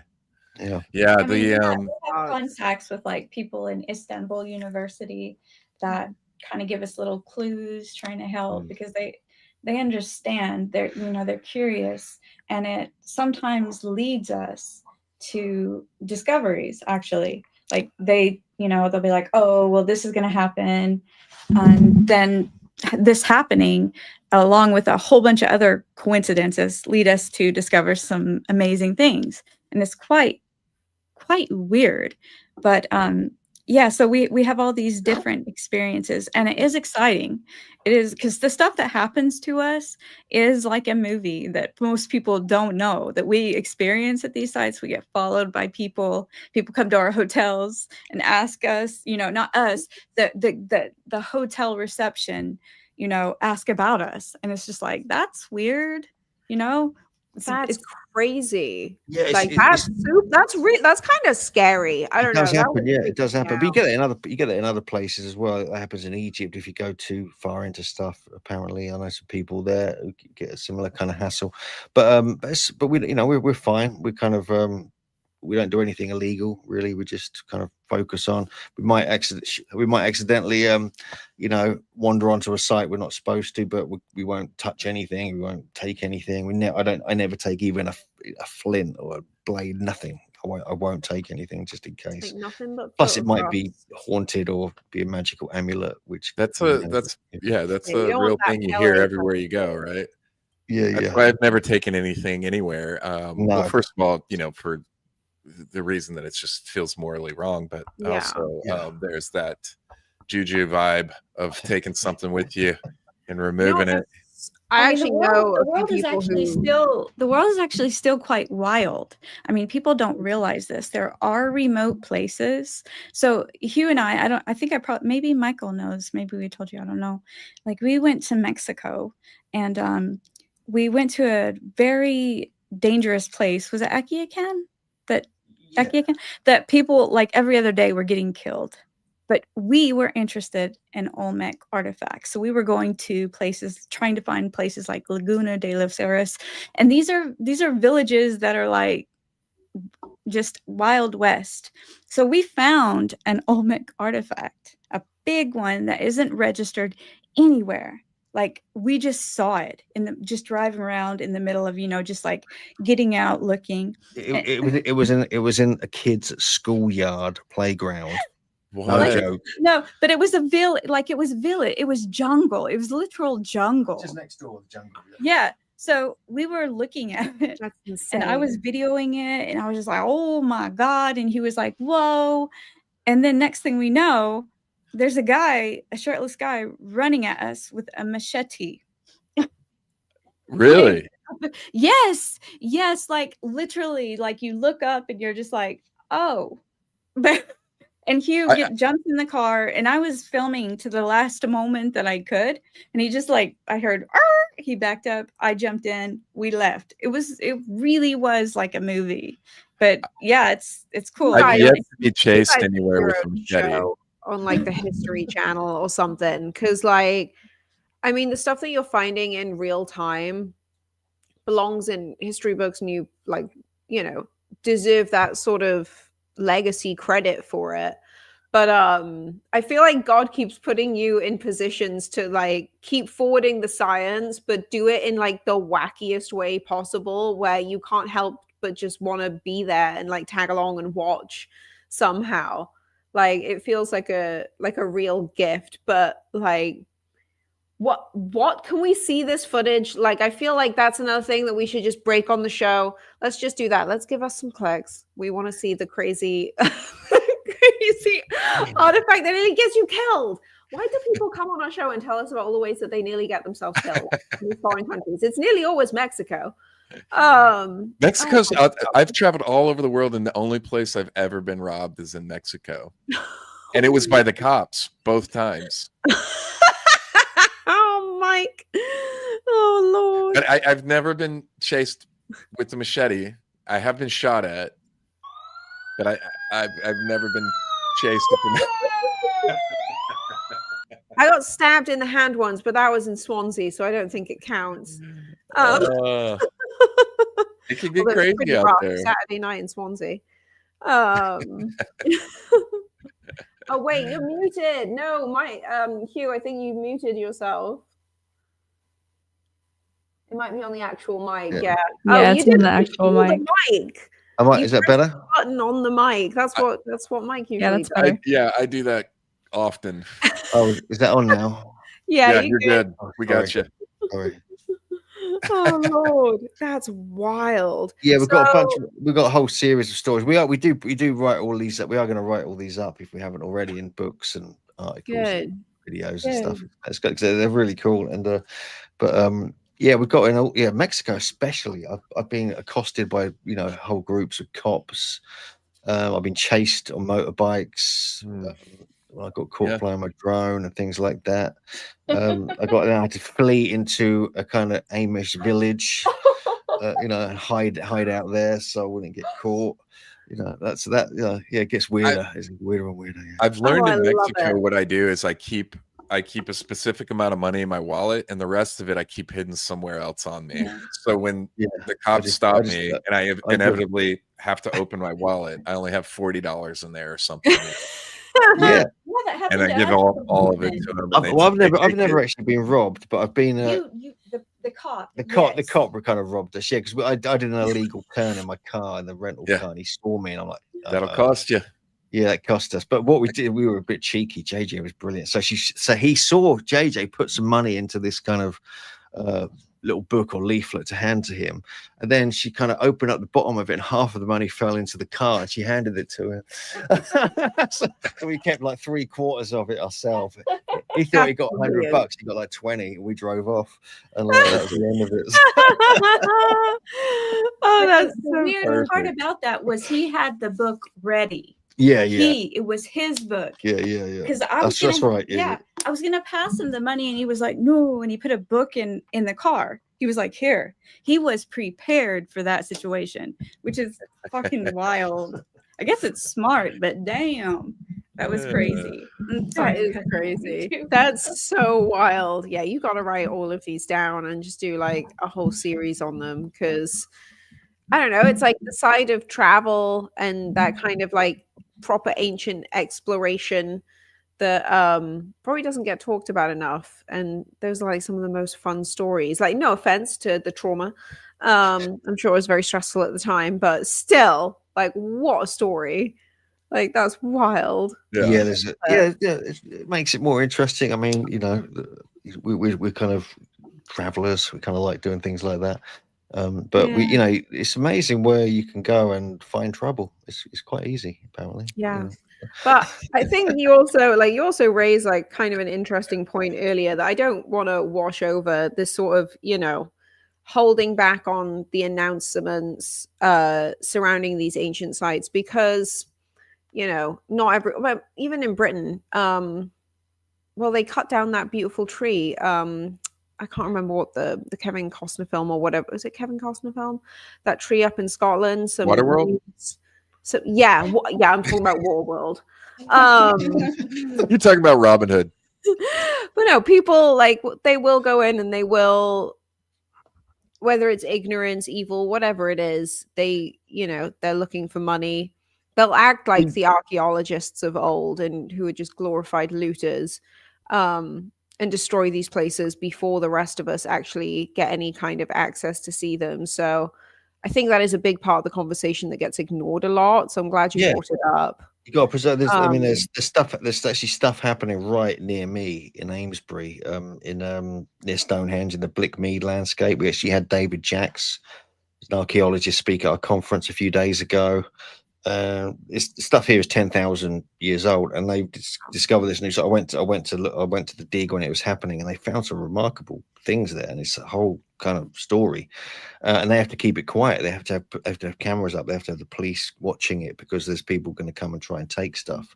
And so this is like, you know, quite a serious thing because this is like, you know, it could easily just could get taken and go into private collections. You're never going to see it again. So you know, there has to be an element of kind of. I mean, there was a famous story from Gobekli Tepe when Klaus Schmidt was running it, where they dug up a statue and some looters came in and stole this statue, and it got to a point so Klaus was, I think, he was so embarrassed by it, he researched it, got into it, got this whole thing, got people looking for it, and they found it on the black market.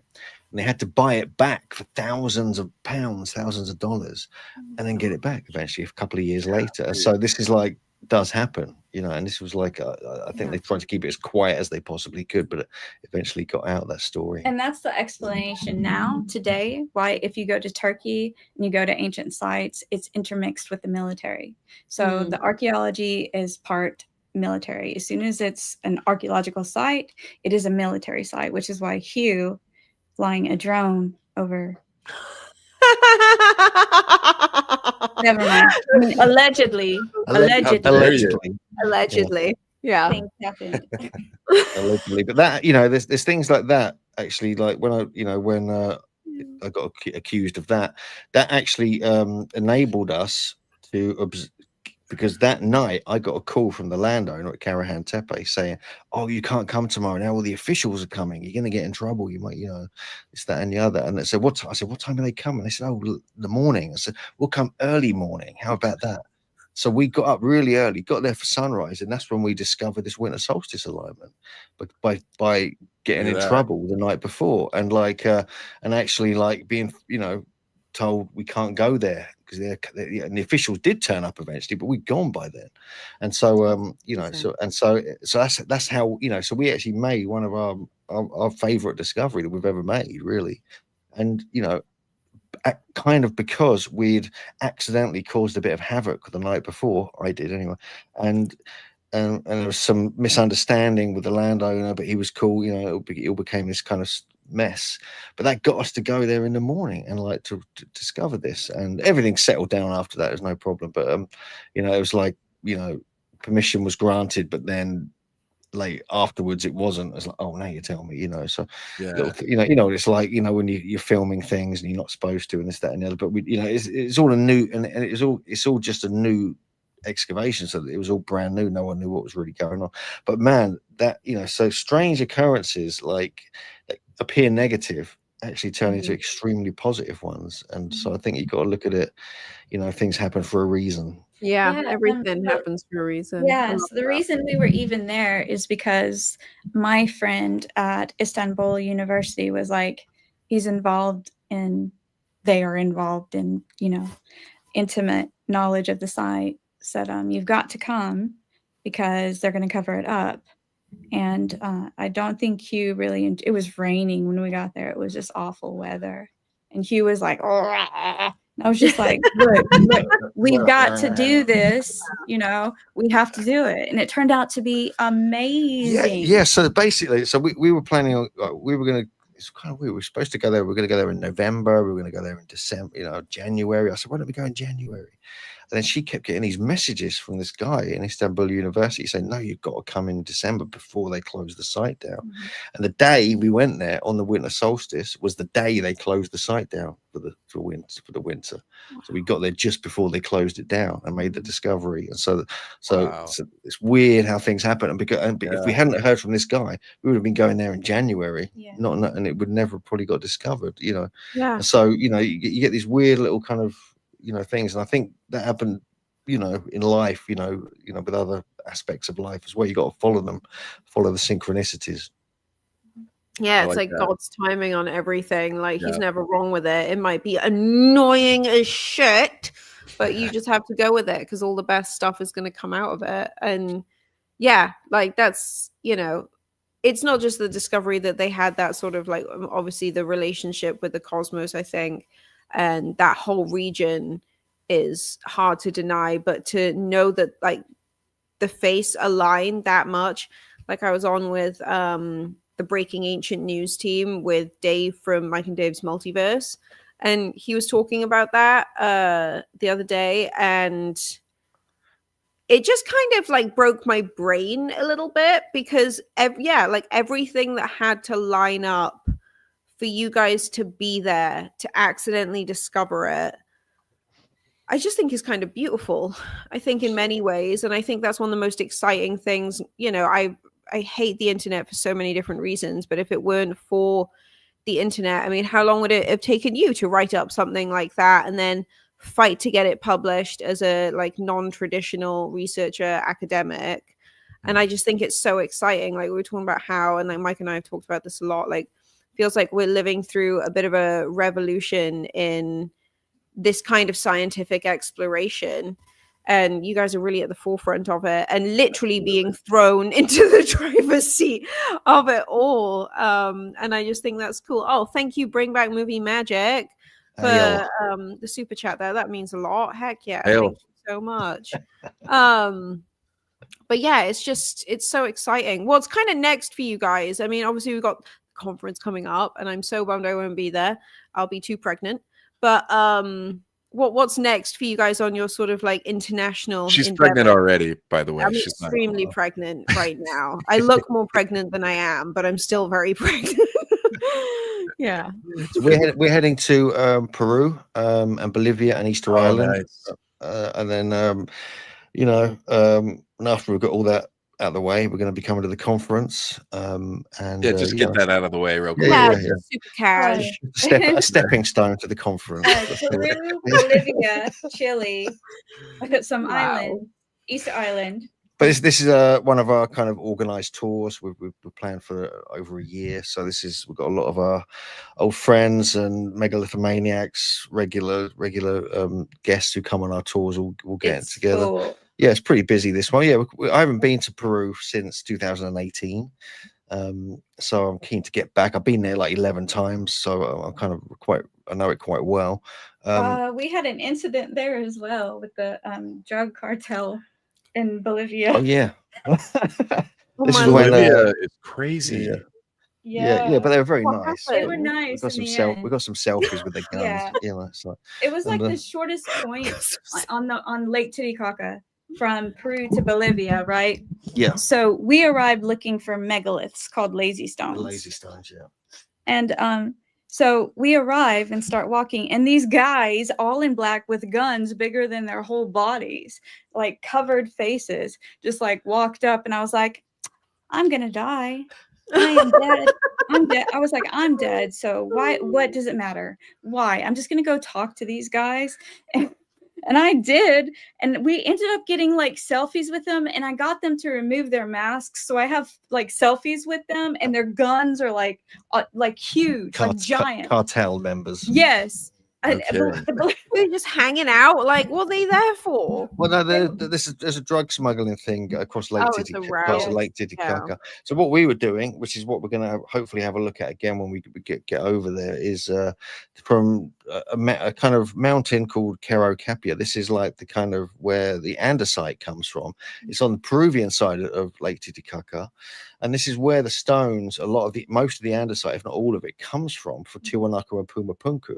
And so you have to get across the water. Then there's a trail that goes 50 miles to Tiwanaku. So we tracked that whole trail back in 2018 with a car. We went stopping at places, getting out, exploring. We found probably 20 what are called lazy stones or tired stones, these giant megaliths that have been dropped on the way there, all made of andesite, some carved, some with nubs, and just left there, like thousands of years ago. And so we did a whole thing on it, and then I haven't actually ever published on it yet, but yeah, but we found a whole load of them. We took all the GPS coordinates, we know where they all are, and this is what you get around Ollantaytambo as well. You get these giant blocks between the quarry mountain and the mountain the site's on, and people say that they came down, they got tired and they fell, or the the guy who was doing the kind of levitating got distracted and it fell or whatever.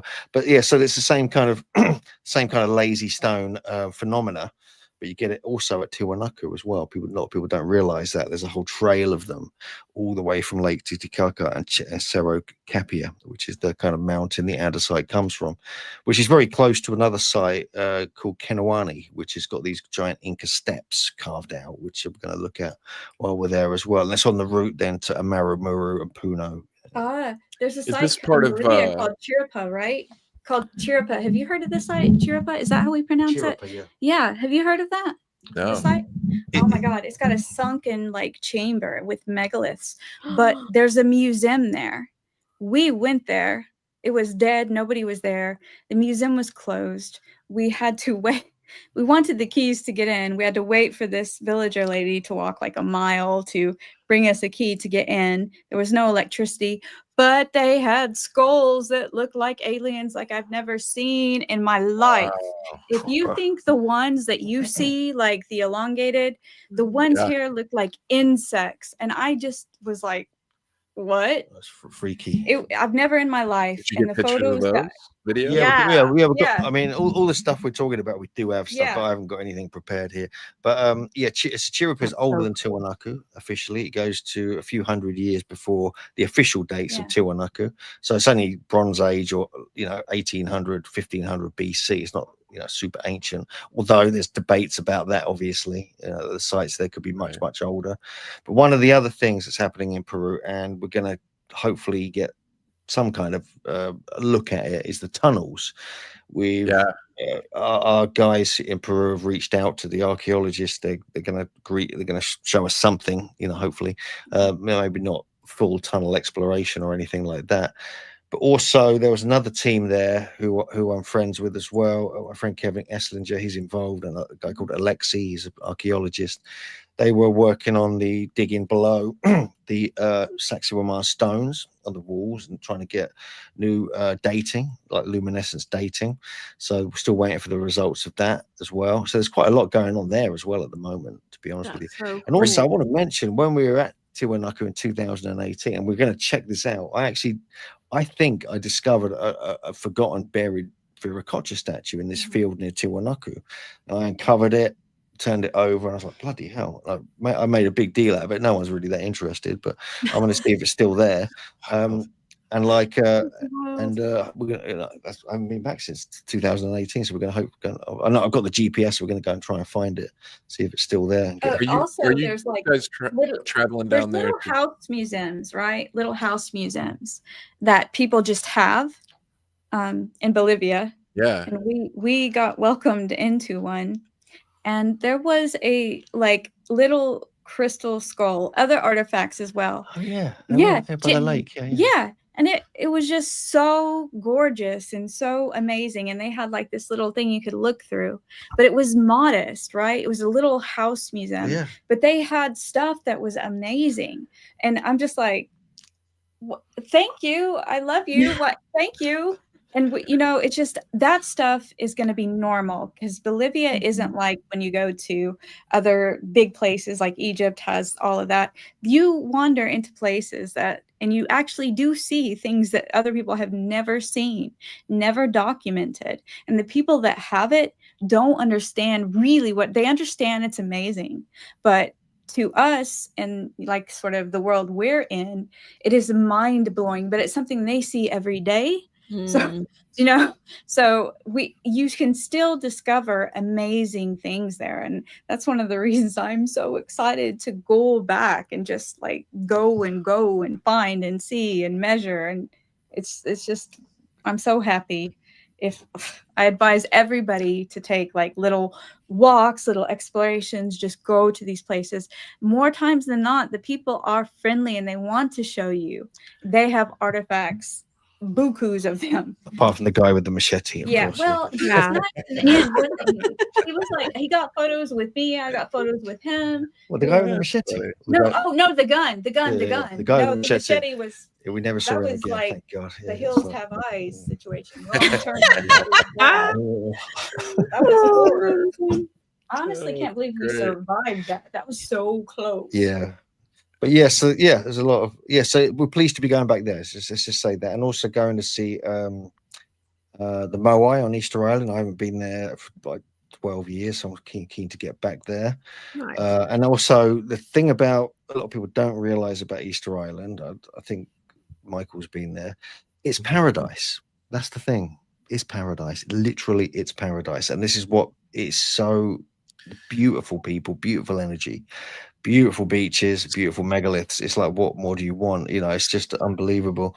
And so it's a real treat to do a hardcore Peru Bolivia tour. Then go to Easter Island, and we're taking it easy. We're spreading it out. We're not rushing around. We're taking it easy, having half days, and you know, getting mopeds cruising about. Nice. You know, there's something we talked about this the other day about my experience when I went to Easter Island was. They just recently when I got there 6 months before got Starlink, and the reason I found that out, I mean, obviously we had internet at our Airbnb, but we were wondering why it was so dead there in the town at night. And one of the guys was telling us, well, they got internet 6 months prior, and now everybody was staying at home watching Netflix. So it kind of had changed a bit of the culture and the environment there on the island. So it'll be interesting to talk to you after you get out there and see how things are now, several years on from them getting Starlink. Because I think it was 23 when I was there. Oh, really? Yeah, because I got Starlink here now because we were in the middle of nowhere kind of thing, and it's the best thing that's ever happened to my life. It's just unbelievable. It's like 200 times faster than BT. Oh wow! If you listen to BT, have some of that. Yeah. All this travel is going to be part of one of your tours. Is that right? Yeah, this is Can we bring that up, Sammy? Yeah, we're doing a big tour. Yeah, I mean, it's we didn't really advertise it much. This one was quite popular, so we didn't need to advertise it much. So we didn't really make a big deal out of it. But yeah, and then it's down. I think if you go on our tours page, it's there. Yeah, and but yeah, so yeah, I'm very, it's quite exciting to go back there. I've got a real thing about Peru. It's one of the first places I truly traveled to back in like 2007. And so I'm keen to, I've been there like I say, 11 times. I can't quite believe that. And so I've got quite an affinity with the place. I've got some good friends there. So anything up there on your site, people can go to your website, go to the tour page, and you can get involved in. Looks like you've got tons of things going on, a bunch of tours. Yeah, we've got a few things on the go. Yeah, we do regular ones. Yeah. Just like 10. Yeah. No, but we do regular every ones. Corner of the world. Yeah. Yeah. We do local ones as well in England and Ireland. That's and amazing. Stuff like that. Yeah. And some of them, So I was a few off, 7. Yeah, or more. we've got more. We've got Tours. 2 more actually. We haven't put up there yet, and Wow. we've got another Turkey one. We've got we're doing a Northern Peru tour with Raul Balecki. We're going to be working with him, and a couple of other bits and bobs. But yeah, I mean, you guys are doing cool stuff. You're heading off to Japan. I think you're going to Egypt any day, or you just got back from Egypt. Yeah, just in a few oh my gosh, less than 2 weeks. And yeah. on the So you got 15th, some I cool leave. stuff happening. I mean, Japan, I really want to go to. I mean, we're planning on something the following year with some friends of ours who kind of spend a lot of time out there. But yeah, man, it's there's a whole world to explore. We've got to keep going. But did you go to South Korea, Michael? Did you go to South Korea? I lived in South Korea for like 2 years. You know that Korea has the most condensed amount of ancient dolmens in the world. Yeah. And I so much want to go.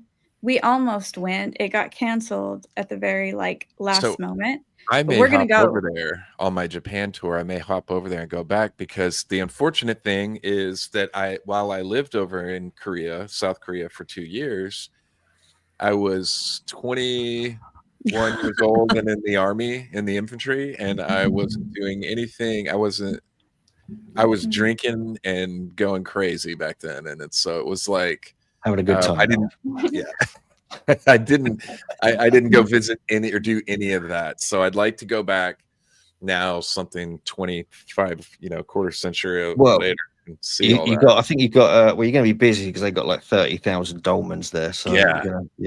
That's insane. And there's dolmens in Japan too. We're going to be doing the megalithic circuit and a bunch of different stuff. But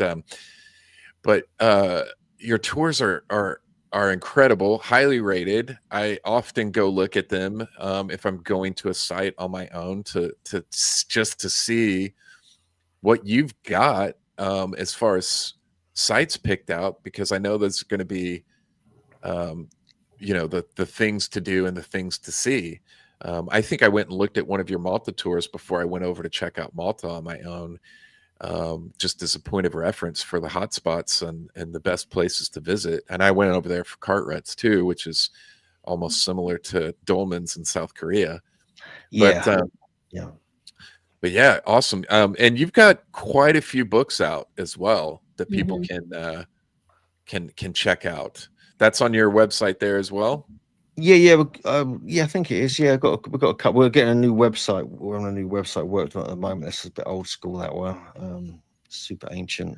You have anything new and upcoming that everybody should be aware of? Well, we've got we've got me and JJ are working on a publication. We're cracking into it. It's going to take a while. It's pretty in depth. It's going to be partly based on my little wooden book, which came out like a year or so ago, but much more in depth. And I mean, some of the things me and JJ are going to be talking about at your conference in Scottsdale is going to be the sort of focus of the book, the focus of the new book. That's the previous one there. It's one of these small kind of wooden books. I don't have one nearby. They're kind of compact, focused information, illustration based rather than photos.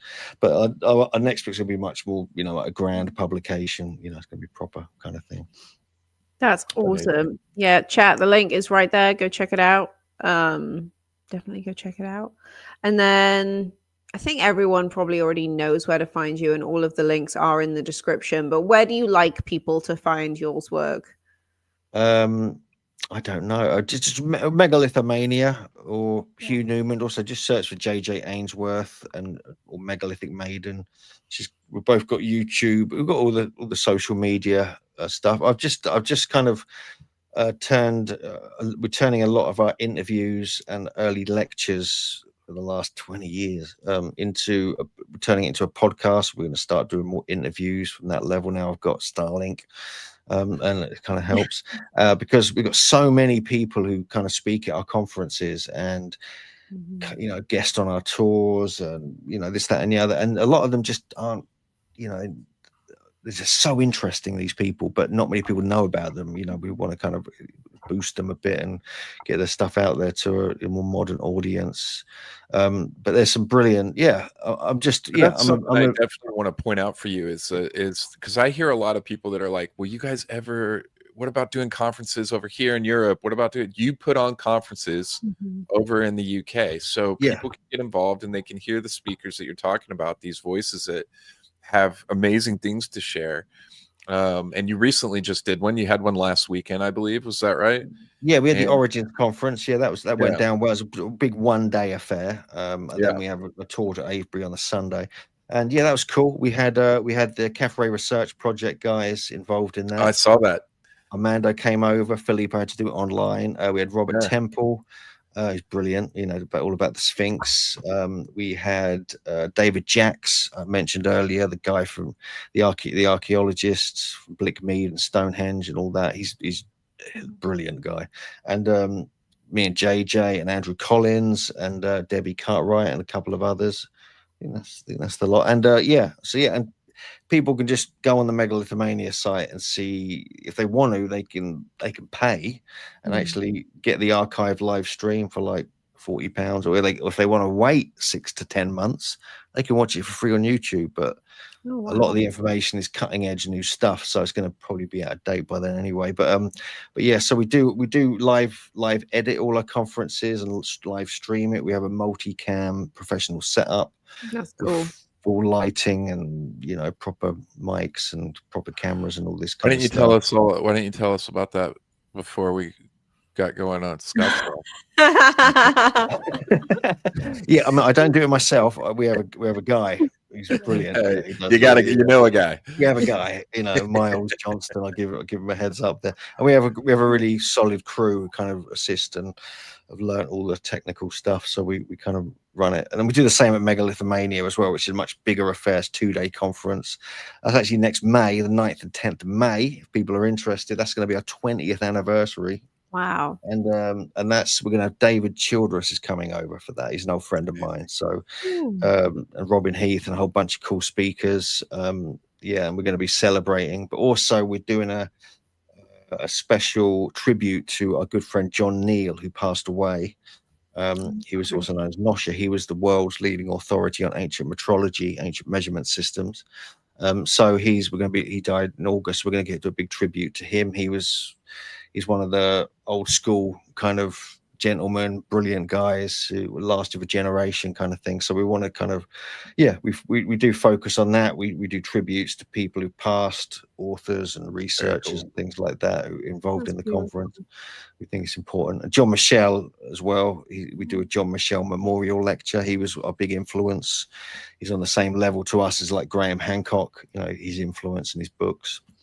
So there's we're busy. We've got a lot of things going on. We've got projects on the go. I've got another project I'm working on. I just mentioned this. We're rebuilding in 3D modeling Karahan Tepe, and we started working on Gobekli Tepe as well.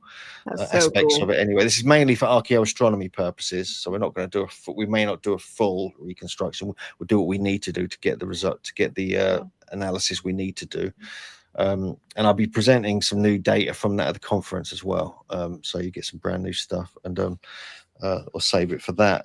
So there's a lot of cool things happening. Yeah, for sure.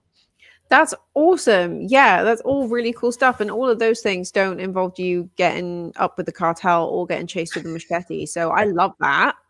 I think that's great. And I'm bummed I won't be there in person, but I'll definitely be tuning in on the live stream to watch you guys at the Scottsdale conference. I think that's going to be fantastic. And I'm sure you will both just casually just break some news that, like, you know, if I was still writing for the corrupt mainstream news media, I'd be like, right, well, I've got stories for the next week covered.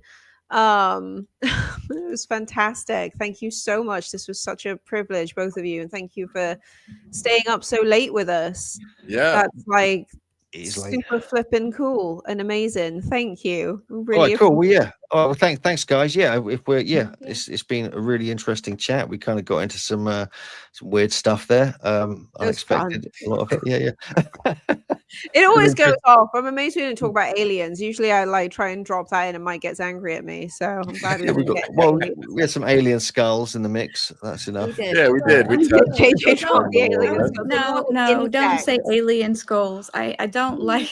There's no evidence or proof for that. You can't just do that, especially if I'm here. You gotta be like, I like evidence. They Basically, They were freaky. They were freaks. Then They were. freak human skulls. Yeah. they were Freaky odd. skulls. But But that doesn't people mean can they were see you in aliens. person, both of you, in Yeah. Scottsdale in less than a month. In Scottsdale at the Yeah. Quest for Ancient Civilizations. It's going to be really cool to hear you expand on some of the stuff we talked about tonight. Thank you guys both for coming in here. What a treat. We got 2 for 1 tonight. That was awesome. I'm sorry, I do we have crashed any- it. No, not at all. Are you kidding me? Do we have any super Amazing. chats? I completely forgot Oh, about yeah, the yeah. super We got a chats. few. Just in case there's any. Do you guys have another like five minutes? Yeah, or so? yeah. If you got any questions or yeah. anything, yeah, Yeah, that's cool. let's check them out. What are we? Yeah, we got a few. We also have a couple questions. Also, Nice. they're separate from the super chats. Yeah, So let's I get the don't know what questions Are here. they about questions beans? no bean questions. I'll ask though. No beans What are your questions. favorite Chat, beans? what are you doing? No, it's Heinz. Heinz means beans. Okay. All right, we've got. Oh, I skipped. Here we go. Oh, I agree with that. Hunter gatherers or agriculture is a matter of seasons, same people. Yeah, yeah. So I mean, even then it was about the seasons because they were like, migrations, plants, the weather and things like that. Yeah, for sure. This is a cool question. Yeah. Oh yeah, I mean, quite a lot actually, quite a few sites actually. There was one that we went to called Saturnia in Italy. Seriously, that was the most haunted, terrifying experience I think I've ever had in my life. And a tree smashed down on a dolmen. We had voices. There was like the weirdest and dark energy. We had to leave there and run off. Basically. So yeah, so there's some sites are still working, functioning, whatever they were used for. That one felt like it was used for ancient black magic or something. That story, you've got to tell it. It's short, but he can tell it. It was like, I like evidence. Like, I like to feel and touch evidence. So after that whole event happened at Saturnia, when we left, we were like, how can we explain this? Did we eat something that had something in it? Did we ingest accidentally? Did we breathe something in? Because whatever happened. I'll summarize it. So basically there's this megalithic site called Saturnia in Italy. It's big polygonal walls you get all over the west coast of Italy. We were there in 2018 and we went up to a site called Saturnia. It's this hilltop. It's officially the oldest city in Italy. But around the side of it, there's these ancient megalithic graves or dolmens, a whole field of them. And we went there about half a mile before we got there. I felt something in my solar plexus go, there's something strange going on. We've got to be careful here. I felt some kind of that's true. Bad juju. That happened. And so we got to the site, and I was like, "Oh, we need to like almost ask for protection, like psychic protect something. There's something going on here."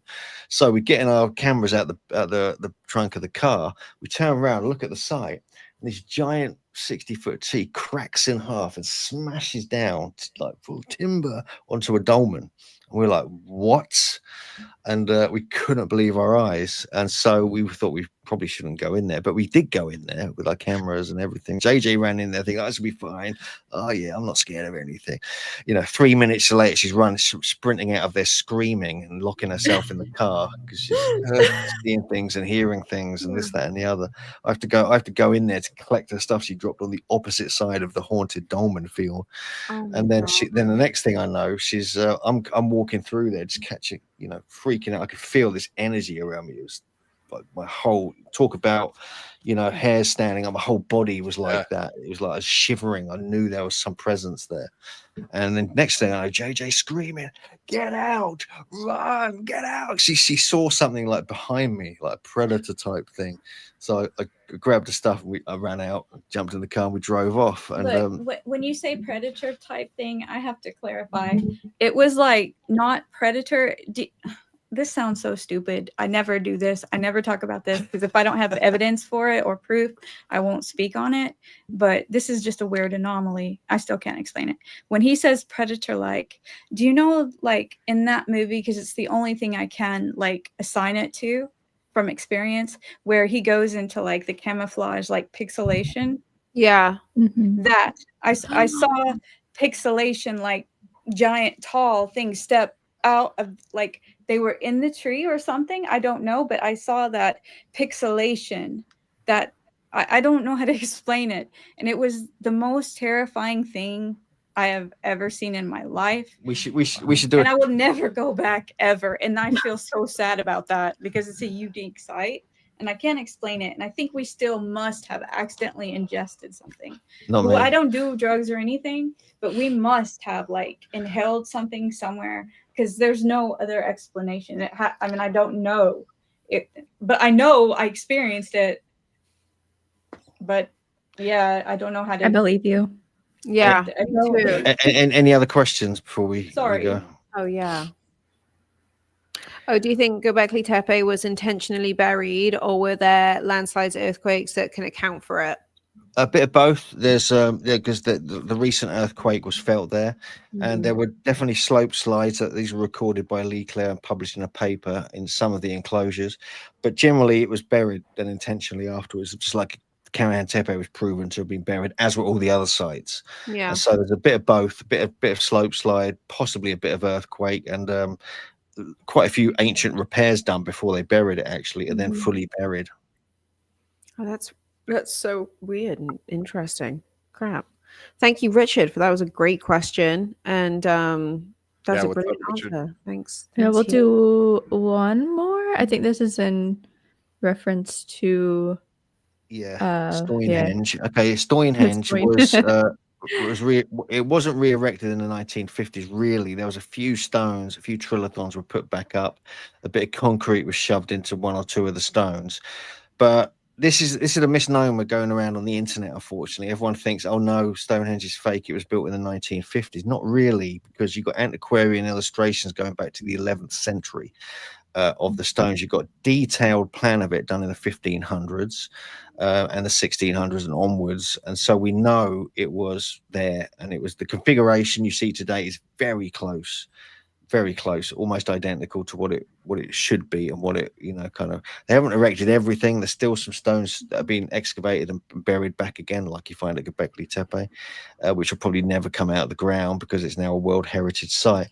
But no, there's minor repairs were done to make it stable because a lot of it had toppled over. I mean, it's literally balancing there thousands of years in harsh weather, and so yeah, and people kind of get, literally, it was used for shooting practice in the First World War, for God's sake. So,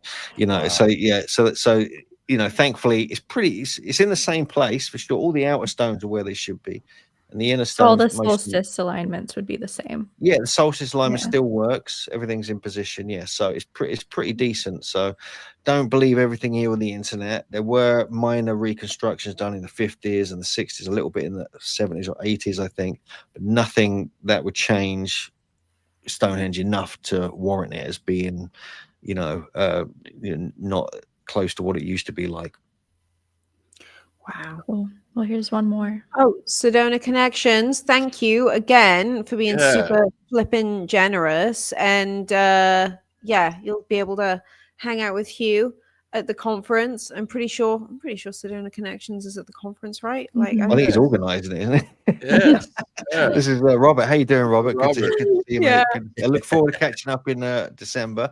Winter solstice in Arizona after. I can't. I'm actually. I can hang out on the Monday, and we can go and look at something cool if you like. Heck yeah! Oh, did we lose them? Actual last one. We did. We love having you, JJ. Heck yeah, we do. We got a few donations. I don't know if we want to. He might have just. I guess Starlink went out. I love the face that he got stuck with. Yeah, it took me to realize. Maybe if I remove him. Yeah. Let him buffer. Well, we've got a few more people here that we need to say thank you to for super chats as well. I think. Let me see. I'm Oh, Jeff glad that- up north. I gotta just say this. Like Jeff up north, I can't wait to hang out with you in person because you just seem like an incredibly cool, generous person. He And is. like everyone loves him. And like the video was the kindest thing in the whole world. So thoughtful. If I've said it once, I've said it a million times. I know. Like if you don't write thank you notes, what are you even for? If you're not getting your kids to write thank you notes, guess what? Your kids suck. Like that's my whole thing. We got a thank you video from Jeff. I get to see Jeff in Egypt. We're going to be connecting again. He was on our Peru tour, and then he'll be in Egypt with us. And he said that he can't make Japan, but I'm going to try to talk him into it. He's such a badass. He's doing his own thing. He's got his own channel, Jeff Up North, on YouTube. So you make sure to go over there, check him out, and subscribe. Jeff's a badass. That's awesome. Heck yeah. Hosea Taco. Week to go. Japan. Let's go. The pre-trip and post-trip add-ons are extra. Yes. So if you're going to Japan and you want to do the Hiroshima 4-day add-on or the Tokyo manga comic book themed add-on, cyberpunk add-on for that, it is also extra. It's a 4-day add-on. Yes. To the 8-day tour, I believe. Yeah. 7-day tour, 8-day tour. But yes, you can add those on. Nice. I want to say another thank you to Golem's half. I hate the name, but Golem's half botched circumcision. Oh gosh, for the super chat and for the cash, and yeah. I feel like we didn't say thank you. We focused on the comment, but we got to say thank you for the super chat as well. That was awesome. Yeah. And bring back Movie Magic, who I think joined us during Gary's interview last week. Thank you for coming as well back as Golem's half-patch circumcision. Yeah, I think we picked up some overflow from Gary's audience, and I'm here for it. 100%. Yeah, too. Thank you guys. So a couple more. We had interesting. So Wolf, any more North American sites we haven't heard about yet? Also, how about astro alignments at the Montana Wall? I know Hugh mentioned Chaco. So North American sites, I am hoping to start getting back into a little bit more exploring in North America. And there are alignments in Montana that I think are going to be getting explored in the near future. I am working on a video for, or will be working soon on a video for the Sage Wall, another video. And if you guys didn't know, they released and open sourced all of their research onto their website, sagemountainCenter.org. They've been doing professional LiDAR scanning, ground penetrating radar, and looking at those alignments, and they've just released all that in the last couple weeks on their website, so you can actually go over there and look at all of that data and really dig into that stuff at the Sage Wall. Hugh, we lost you, and we're glad to have you back. Amazing. We didn't want sorry about that. I don't know what happened. Saying, proper goodbye to you, and yeah. Did you freeze before we got this up? It did freeze. Yeah. We loved having you, JJ. Everyone's loving the JJ, and yeah, there you go. So yeah, that's cool. Yeah, so yeah, we'll say an official goodbye. Thank you both for coming on the show. And we're now going to feast. It was amazing. Get the toast ready. Everybody show their beans. Having a bean off. Look at this. Bean off. To give my husband I've representation. got the healthy ones. Oh, what? No sugar beans. Well done. I don't know where Little Bean is. He's probably outside killing stuff. Oh dear. All right. We'll end on that weird note. That's really cool. I think. Yeah. And we'll sign off now. We'll say farewell. Thank you very much, both of you. Really had a Look really forward nice to seeing you both soon. Yeah, and we'll see you in the next month or so for sure. All right. Take Cheers. care, guys. Bye, everybody. Thanks for all the comments. Thank you. Appreciate it. So nice. That was great. What a great episode. Heck yeah. Heck yeah. Cool beans. Cool beans. We do have cool beans.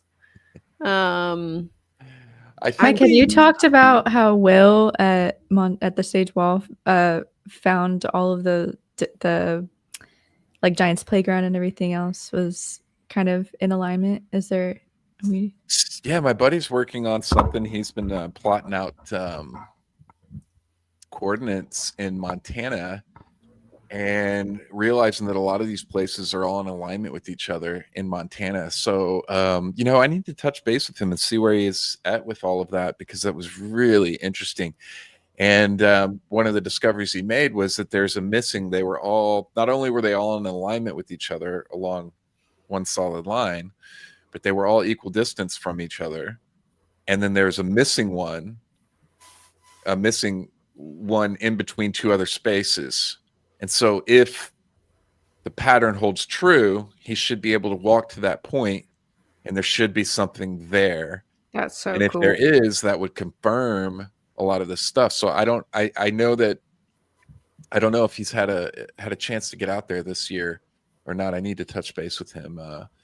I think everything is pretty much getting at the point of being shut down in Montana now because of the weather and snow and stuff. Usually around this time, it starts getting pretty tough to be out. But I'll touch base with them and see what's going on. I'll definitely touch base with them before I get that video out. So, so cool. Yeah. Heck yeah. Good time.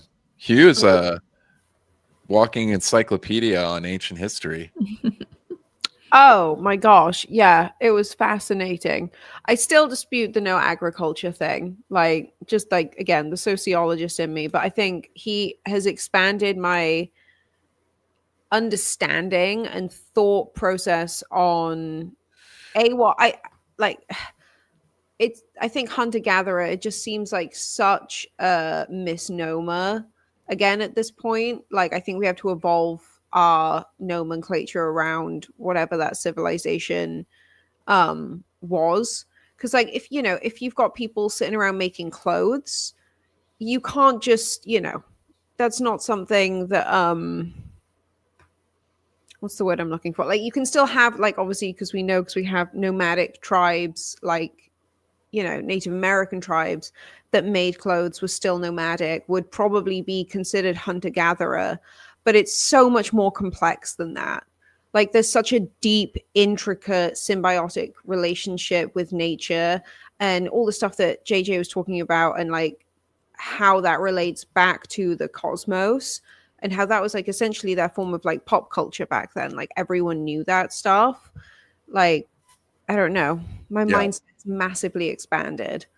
Well, if they had a better understanding of how the environment around them naturally regenerated and all of the natural migration patterns of the animals around them, you wouldn't necessarily need to rely on agriculture, right? Yeah. I mean, I'm not an you expert. Wouldn't need to manage it. Yeah, you're right. right. If you live in symbiosis with the environment around you, you wouldn't really need to manage it, especially if the population size is appropriate for the amount of nature. And if it's all in, if it all works together, I could see that being just a different form of how we understand hunter-gatherer. You wouldn't have to go far for those things because they're all naturally around you. Yeah, and then he mentioned it happening on a seasonal, the seasonal shift. I think that's key to it as well, right? Because maybe we don't call them hunter-gatherer societies, maybe we call them symbiotic societies because of that symbiosis. And maybe the men did go away and gather and hunt, probably predominantly meat based, and then sorry, I'm tired and pregnant and I'm not sentences now, right? There's predominantly a meat-based diet, and then that would play into the clothing side of things. He also mentioned flax and hemp and those sorts of things, and they grow like weeds. Those things grow like weeds. There's no reason why that couldn't be just sort of an annualized crop. And then the more you become dependent on those systems, the larger your society grows. Then you have a need for agriculture agriculture, which would explain the sort of growth in agriculture 100 miles away around that time. Like, I don't know. It's just kind of like a really beautiful way to look at these ancient civilizations and not look at them like some archaic, like grunting cavemen. And I don't think Neanderthals were that way either, but we don't have enough time in the stream to get into my thoughts on Neanderthals, so I'm going to stop. Yeah, I think we've really got to get rid of that idea of these, these very primitive peoples, walking around in animal hides and carrying clubs and stuff. They, were doing incredible things. Some of the stuff, it's just, they're doing 3D carvings and T-pillars and stuff, what, over 10,000 years ago. This is incredible work, and then you go into the museum and you see the depiction and they do look like cavemen, it's kind of crazy. But then to also live in harmony so well with your environment, like that takes such intelligence. And if where we're at today isn't an example of how people back then were even more intelligent than us in different ways, like, we might have the technology and stuff, but we have completely forgotten and how to live in harmony with environment and nature. And that's such a different level of intelligence and attunement that we completely lack now. Yeah. Oh, 100%. Cool. That is such a good point, Sammy. Like, oh my gosh. Yeah, if we like brought back someone from like 10,000 years to now, they'd look at what we were doing and be like, why are you being so fucking stupid about it? Like, this is not the way to sustain this. Like, how do you expect your society to thrive? You're what comes at the end of the 10,000 year cycle that we started. That's just like, yeah, that sounds about right. Oh, thank you. Love you too. Thank you so much for the extra super chat. He's just trying to get me to say his bloody name again. Gollum, half botched circumcision. Thank you again for the super chat. Love you a lot. Should we plug our merch? Thank you. Yes, should we throw this up? Let's do it. Whoop, whoop. We went late today. So good. We got t-shirts. We got hoodies. So Egypt theme for our trip coming up, but there's some hats. It's good stuff, all designed by the angelic voice off screen. The AI chat. That's how you'll ever be forever going to be referred to now, Sammy, is the angelic voice behind the screen. Thank you, guys. I need to remember to put my nice sultry voice on and not my crackly goblin voice when I'm talking. All of the photos on the t-shirts too are Mike's photos from his travels. Amazing. So no AI, no fake things. More coming out from other sites around the world. This will just keep increasing. And I actually drew this. This wasn't AI either. I actually used my hands. That's amazing, Sammy. So. Oh my gosh. Heck yeah. Tattooer. Oh, thank you. Eventually, I'm going to get you to give me a tattoo. I have space still. I don't. You have a little space. Your palm. Yeah, you can do my other palm. You got your ear done yet? I didn't hear the other day. No, I'm nothing above the neck. I need to get my fingers redone. So maybe this is the money maker. We're not messing with this. What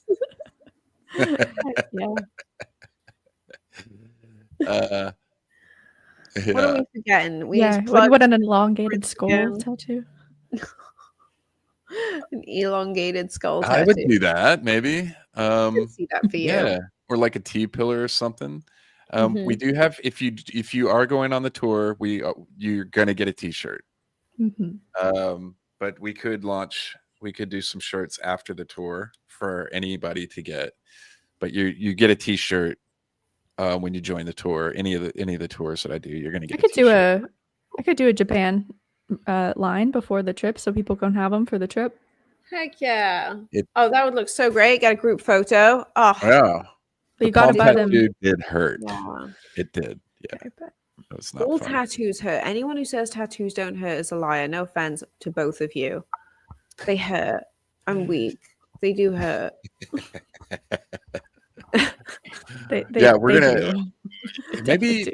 I mean, I have a paw print on this. This is my dog's paw print that passed away. And but maybe I could do the Wandering Wolf logo on the other side. I don't know. That would be pretty fitting for Sammy to do on me. Heck she yeah. could take out all of her frustration from me bugging her to do things No on me. way. Doesn't exist. Oh, that's so good. Well, it's been a good episode, guys. Yeah, we went long today. Thank you everyone who stuck around. This was awesome. We love you all so much. This was great. This was a great show. This was very like lots of unexpected things. So thank you. We'll be back next week. We'll be back next week if you'll have us. Yeah. Good to see you guys. We'll all right, chat. Take care. Bye. Bye.